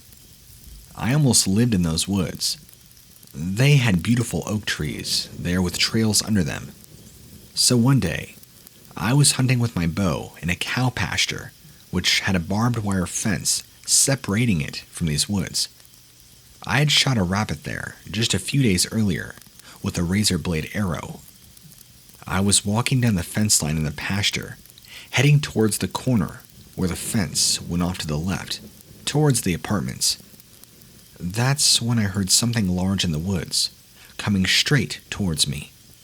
Crashing through the brush, actually. It sounded bipedal. It made me really curious because it was very thick woods, and hard to walk through. Besides that no one ever went in this part of the woods except for me. These were like my woods. I called out, "Who are you? What are you doing here?" No answer. I repeated it. Still no answer. Yet they just kept coming closer. They got about 25 feet from me. It made me mad.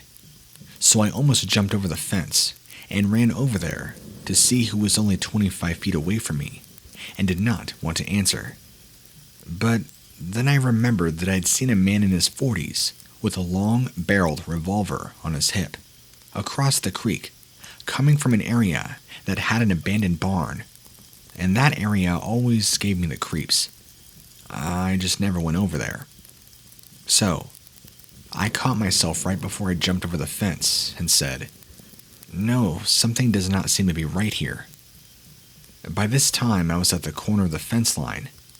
I turned left and continued to follow the fence line towards my apartment. Then, I heard bipedal steps of this, what I thought was a person, because 40 years ago, we did not believe in Bigfoot or anything like that. I stopped walking, and it stopped. So I started walking again, and it also started walking alongside of me, about 25 feet. The woods were very thick in Louisiana, so you could not see through them. As I walked, I made sure that my razor blade arrow was well notched, and never took my eyes off who was walking parallel from me. And then it came to a part of the woods that I could never get through, because there was a different type of bush there, about 5 to 6 feet tall, and they were very, very sharp. Once, I shot a bird there, tried everything I could to get in there to get my bird, and could not crawl under it or over it. I was not afraid to go through the brush. I had scratched my left eye twice and had to get the top layer of skin removed by an eye doctor from going through the brush in those woods. This thing started crashing through this brush. As I began to walk very fast, then I just saw for a split second a very, very tall black figure crashing through. It was solid black, maybe 8 to 10 feet tall. It had to have been huge to step over the top of these 5 to 6 foot tall bushes. I could see from about the chest up. It had its arms in the air and out in front of it, and its torso leaned forward, but did not see any clothing. I thought that was weird. That's when it hit me, that it was not a man, but it was something else. I had no idea what it was. All I saw was like a black silhouette type figure. I took off running, and it did also, paralleling me all the way to the parking lot. When it reached a large tree right there, next to the parking lot, it sounded like it started smashing and snapping large tree limbs from the tree, like maybe 4 to 6 inches in diameter. I jumped the fence, running into my apartment, which was facing the woods, about 75 feet away. I never got the impression that it was a Bigfoot. I thought it was something paranormal, but did not have a clue to what it was, since we didn't have internet back then. For years, I thought about why this creature decided to do this to me. The only thing I could think of was that I shot that rabbit a few days earlier, and immediately cut it open to clean it in the pasture. But as I began to skin it, I saw that it had worms under the skin, so I left it there. These woods were not very large, only about a quarter mile by a half a mile long, and in an urban setting. So I said to myself, no way it could be a Bigfoot. But what was it? So I did not shoot anything, I don't eat, and do not even try to break the smallest twig when I'm in the woods, no matter how thick they are, or smash down any grass or make a trail. And when I pee, if it's possible, I dig a small hole and then cover it up. If I have somebody with me, I ask that they whisper, and feel like we should respect our woods and the animals, of course, and all the paranormal creatures that live in it. What do you think it is that I saw?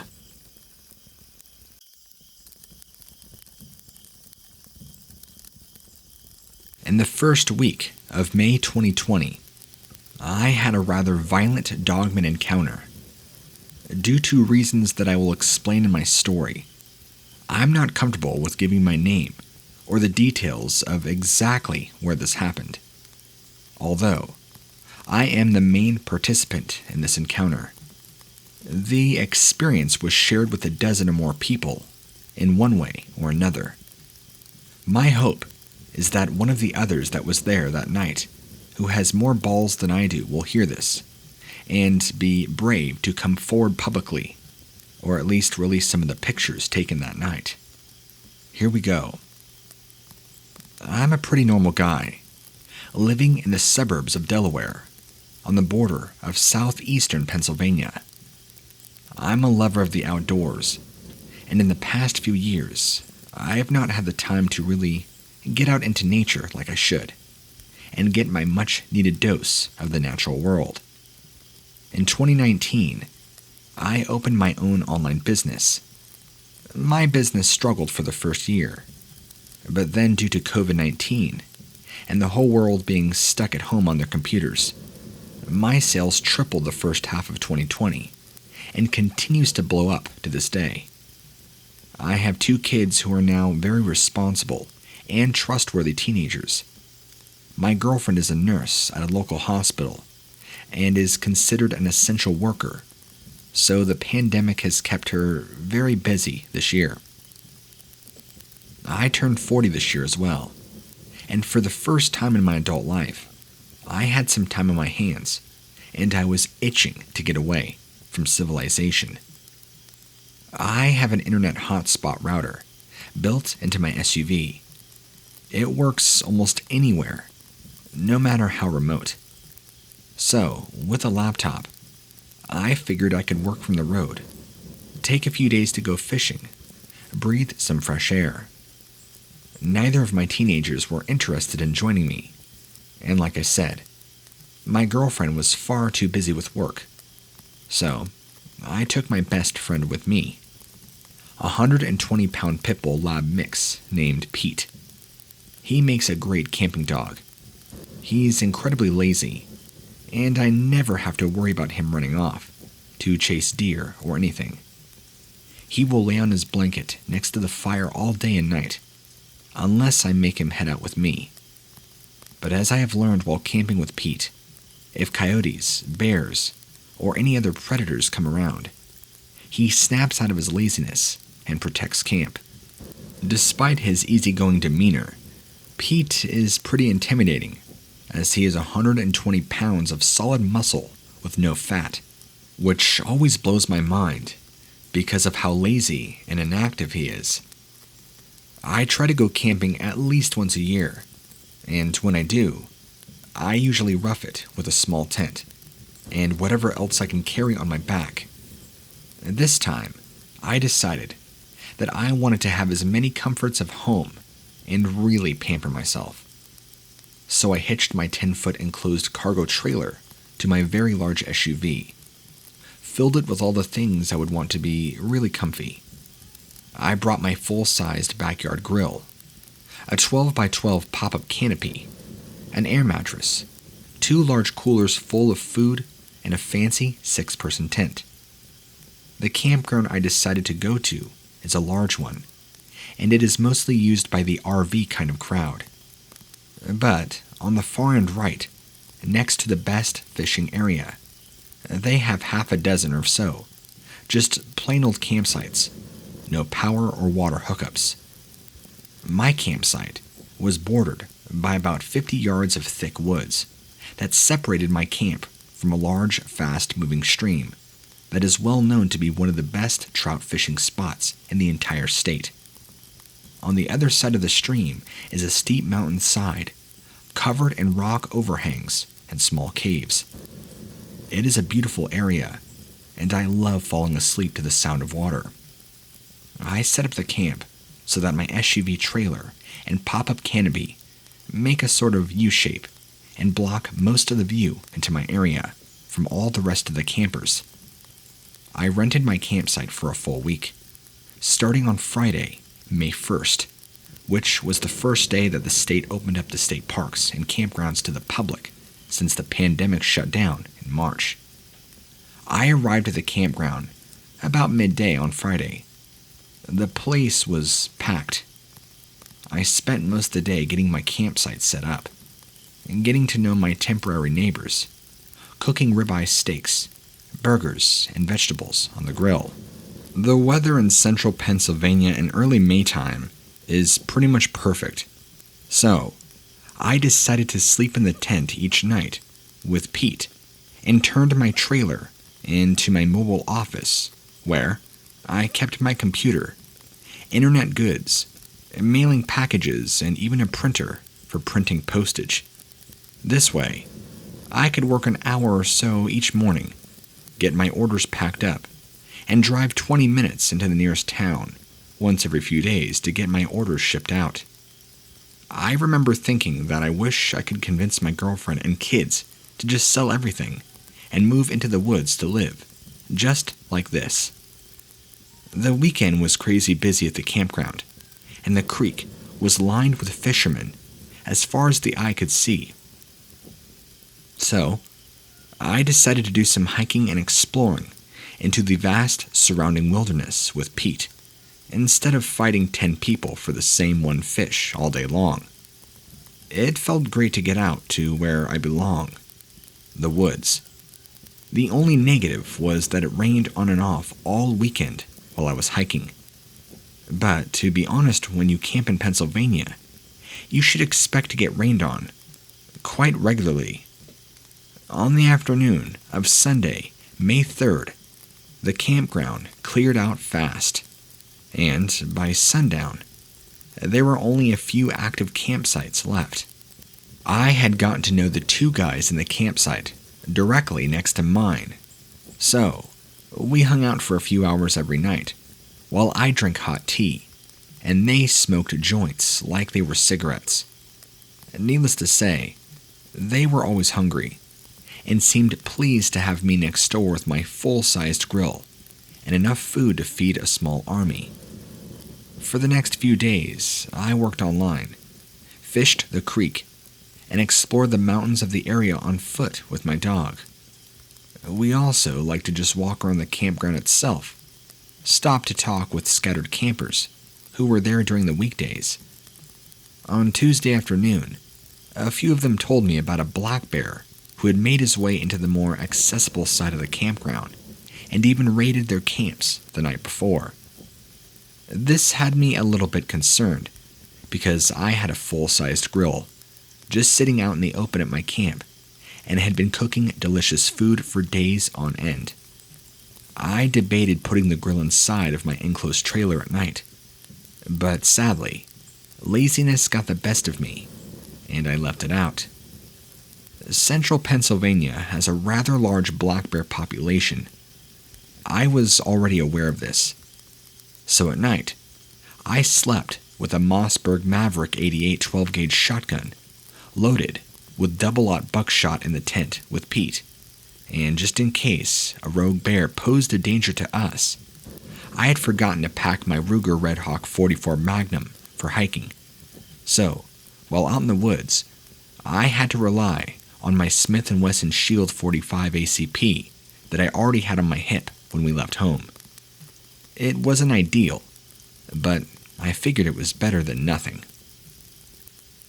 On the night of Tuesday, May 5th, my new friends and I cooked up some delicious barbecue chicken thighs, baked beans, and baked some potatoes wrapped in aluminum foil in my fire pit. They produced a small bottle of vodka as well, and we made a few orange soda spiked drinks to go with our fancy campsite dinner. All the food and drinks combined with too much fun had worn us out a little early, so we parted ways and got ourselves prepared to crash for the night. A night that would prove to be the most terrifying night of our lives. At about 10 p.m., I loaded 4 shells of buckshot into my shotgun, got my tent all squared away, and lay down in the tent with my dog next to me on his bed and blanket. I put some Citizen Journalist news on my phone, put one headphone in my right ear, and kept my left ear clear to listen to my surroundings and to enjoy the sounds of nature. My tent was pitched close to the tree line, with the rear of the tent facing the woods. The noise of the frogs and insects at night was super loud and is kind of like a song that puts me to sleep better than any lullaby ever could. The next thing I remember is waking up, my eyes popping open to some kind of hollow metallic noise outside my campsite.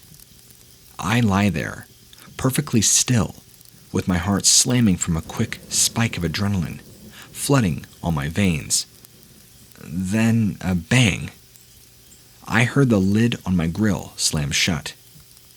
I had stuck a fairly bright solar-powered motion light to the side of my trailer that lit up my small U-shaped courtyard area of vehicles and tents. My tent was facing the open part of the U, and I could see that my motion light was on, and someone, or something, was moving around my camp casting shadows as it went. I looked at Pete to my right. He was still lying down, but his head was up, and his eyes were as big as ping pong balls.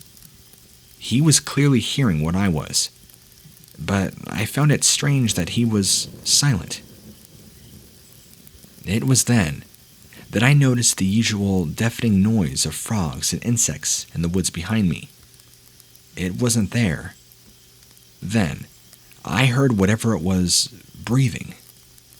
It was a hoarse, deep breathing that I thought to myself, bear. I could hear it walking around. Thump, thump, thump. And next, I heard it at my trailer, pulling at the side door, trying to get inside. So I sat up, grabbed my shotgun. One thing about black bears is that they are not the bravest animals, and any man-made noise will almost always make them run for their lives. So I racked the slide of my shotgun as loud as I could and chambered a shell. Instead of running off, the creature stopped moving and went silent. I could just feel the fear building up inside of me as I pretty much held my breath and listened. To my horror, it, whatever it was now, began walking toward my tent. It was then that I saw its shadow take shape as it drew closer. It was on 2 feet, and apparently huge. I sat there in terror and disbelief as it came right up to the front of my tent, breathing like a giant monster. I said out loud, "Whoever you are, I have a 12 gauge pointed right at you, so you had better sound off who you are." Right then, it leaned forward, right up to my tent, and let out the most terrifying, deep growl I've ever heard in my life. At that moment, Pete whined softly and cowered his head down. It was then that the shadow of its head was clearly visible. It had the head of a giant wolf with 2 pointed ears. As it was growling at me, I could hear my neighbors talking to each other. One of them shined a flashlight at the creature. When the light hit the side of the creature's face, I saw the eyes light up, just like golden LED lights. It turned its face toward the flashlight, and I could hear the man gasp and exclaim. Then, it turned its attention back to me and growled again. I decided that if I didn't do something, this thing was going to kill us. So, I lie back onto my sleeping bag, took aim at the shadow of the monster's head, and pulled the trigger. What followed was complete and total pandemonium. The monster screamed and roared at the same time. It was like the death scream of a woman, mixed with the roar of a big lion. Pete, finally snapping out of his fear, jumped up and began barking furiously. The thing ran off, and from what I could tell from the loud thump, it ran straight into my trailer. I clambered up, quickly unzipping my tent, and poked my head outside to see. It got up on its feet, and then ran right into the picnic table and did a flip onto the ground. It started grabbing its face, thrashing around. I could see there was blood everywhere on the trailer. I jumped out of the tent while chambering another shell. I aimed as best I could, with my entire body shaking violently. And right as it started to get up, I shot at it a second time. I'm not entirely sure that I hit it with the second shot. It stood straight up, and I pumped the gun and shot again. The third shot dropped it again. I was so terrified and taken aback by how tall it was when it stood up that I tripped over my own feet, falling backwards. Just then, I hear more gunfire erupting behind me, turning to see my neighbor unloading a large revolver into this werewolf-looking thing at maybe 20 yards. The creature was on its side and was kind of running in circles on the ground, gurgling and spraying blood. As it was doing this death spiral on the ground, it was moving closer to me, so I tried to pump the gun again and was shaking so bad that it took 3 attempts before the last shell even chambered.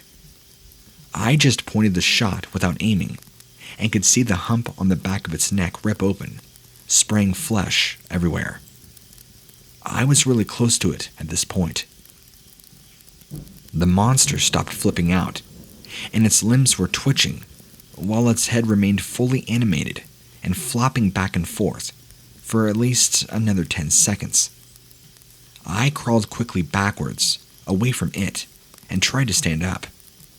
I realized that once I stood up, that I had been holding my breath the whole time, and when I got to my feet, my vision started to go black, and I fell over again. My new friend ran up, grabbed my arms, and began pulling me hard, backwards, away from the monster. I stood up, shaking badly, and looked at the guy with the revolver. His eyes were huge and full of terror. When I began looking around, there was at least 5 other people showing up there, with the same wild-eyed expression. I saw that at least 3 of them had come over with their guns. People were yelling, asking each other what happened, and checking to see if I was injured. I had blood on my clothes and my face. It all happened so quickly, but as is often told by people facing traumatic events, it appeared like it was slow motion. My dog was still barking, going crazy, so I did my best to calm him down. When I hugged him, he was shaking as much as I was. Before long, a small crowd had formed, and people were on their phones calling 911.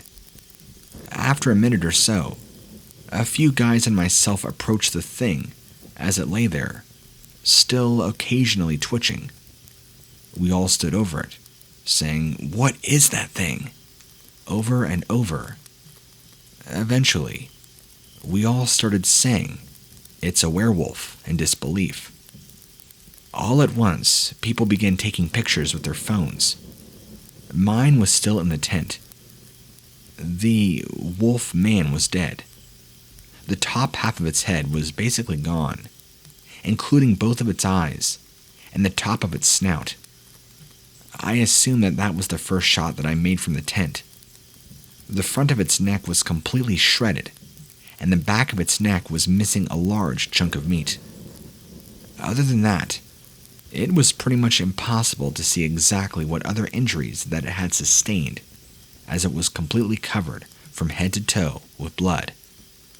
But we were all pretty sure that it had taken a buckshot or .357 Magnum to the chest as well.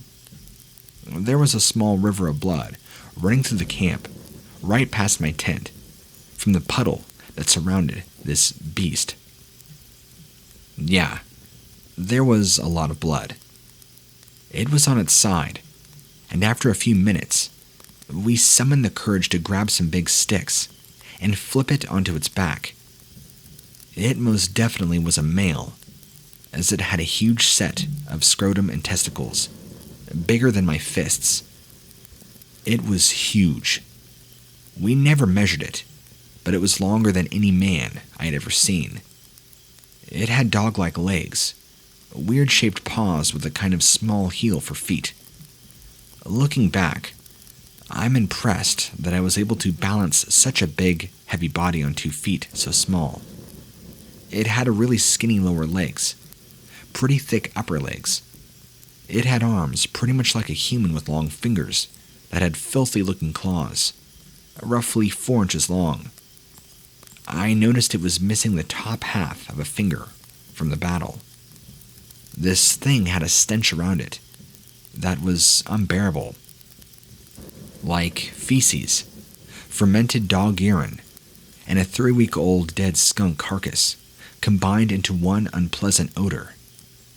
Although its head strongly resembled that of a huge canid, the teeth did not. Its upper and lower jaws sported nothing but bug-interlocking sharp teeth, like those of a crocodile. No sharp molars in the rear of its mouth, like normal dogs do. Then, the second wave of terror hit all of us at once. The howling of multiple creatures sounded off in the direction of the mountain, just behind the creek. That's when my blood ran cold, and I could see the same big-eyed look go over everybody's face. We all knew exactly what it was. We also all knew that it meant we might be in big trouble. I ran to my tent and clumsily loaded my shotgun with a full 5 rounds, and grabbed my .45 as well, clipped it to my side inside my waistband, also grabbing my phone. All of a sudden, everyone was done looking at the werewolf and was looking at each other and into the woods in the direction that the howling came from. The numerous howls kept up for a few minutes, and to our relief, seemed to be getting further and further away. The police, game wardens, and paramedics showed up, all at once. I could see from the flashing lights that they had blocked the entrance to the campground, up the hill, off in the distance. The cops were just as surprised and freaked out as we were when they first saw the creature. The 2 game wardens looked worried and not surprised. They told everyone to not take any pictures and made everybody clear the general area. The wardens were both on their phones almost the whole time from then on. The paramedics cleared everyone and tried to get me to agree to go to the hospital to get checked out. I refused. The only injury that I had was to my hearing, as I was now half deaf for a few days from all the gunfire and noise. The paramedics were also very silent, looking worried, much like the game wardens, like they knew something. The police took my shotgun and the revolver from my neighbor. They let me keep my .45. They made everyone else put their guns away, and anyone who was there rounded up for questioning. Everybody was told to stay off their phones, which was not much of a problem, as only a few people's phones got even any signal anyway at that campground. When I asked the game warden what was going on, what that thing was, they told me they did not know, but that it looks like some kind of mutated bear or large unknown canine. A few hours later, an SUV, fully black, loaded with guys, showed up. They were all carrying large Glocks, dressed in cargo pants and t-shirts. They immediately took me and the others who were involved aside and began questioning. They told me that they were with the Federal Fish and Game, and they were very interested in the howling we heard after the battle occurred. They must have asked me 10 times about where it was, how close it sounded, and what it sounded like, etc. They also repeated to me about 100 times that I was not to tell anybody what happened, and that they would get to the bottom of things and find out what I had encountered. They told me to tell anyone who asked about my trailer that I had to shoot an aggressive black bear. I assume they told my neighbor and anybody else who was on the scene to say the same thing. They made us open our phones, go through our photos, delete the pictures we took, one at a time. They also told me that if any pictures were to come out of the creature, that it would spell trouble for anybody who has them. They threatened me with all kinds of trouble if this got out. They did not try to pretend that I was seeing things. They point blank and politely asked me to not talk about it, and to lie about the trailer damage. It would seem that I was asleep for only about 2 hours before this Dogman showed up. By about 4 a.m., the officials had already gotten to everybody in the campground, and I assume the other people were told it was a bear and made to pack up and get ready to go. They said it was not safe, and they had to close the campground until they were sure it was fully safe. After the remaining pieces of the Dogman were bagged and tagged in a small fire truck and was brought in, all the blood was hosed off my trailer. Vehicle, the tables, everything else was all hosed off. Then a few guys wiped down my trailer and vehicle with soapy water. Regular old duct tape was put over the holes in my trailer, and they took my tent, bloody clothes, bloody slippers, as evidence, along with my shotgun.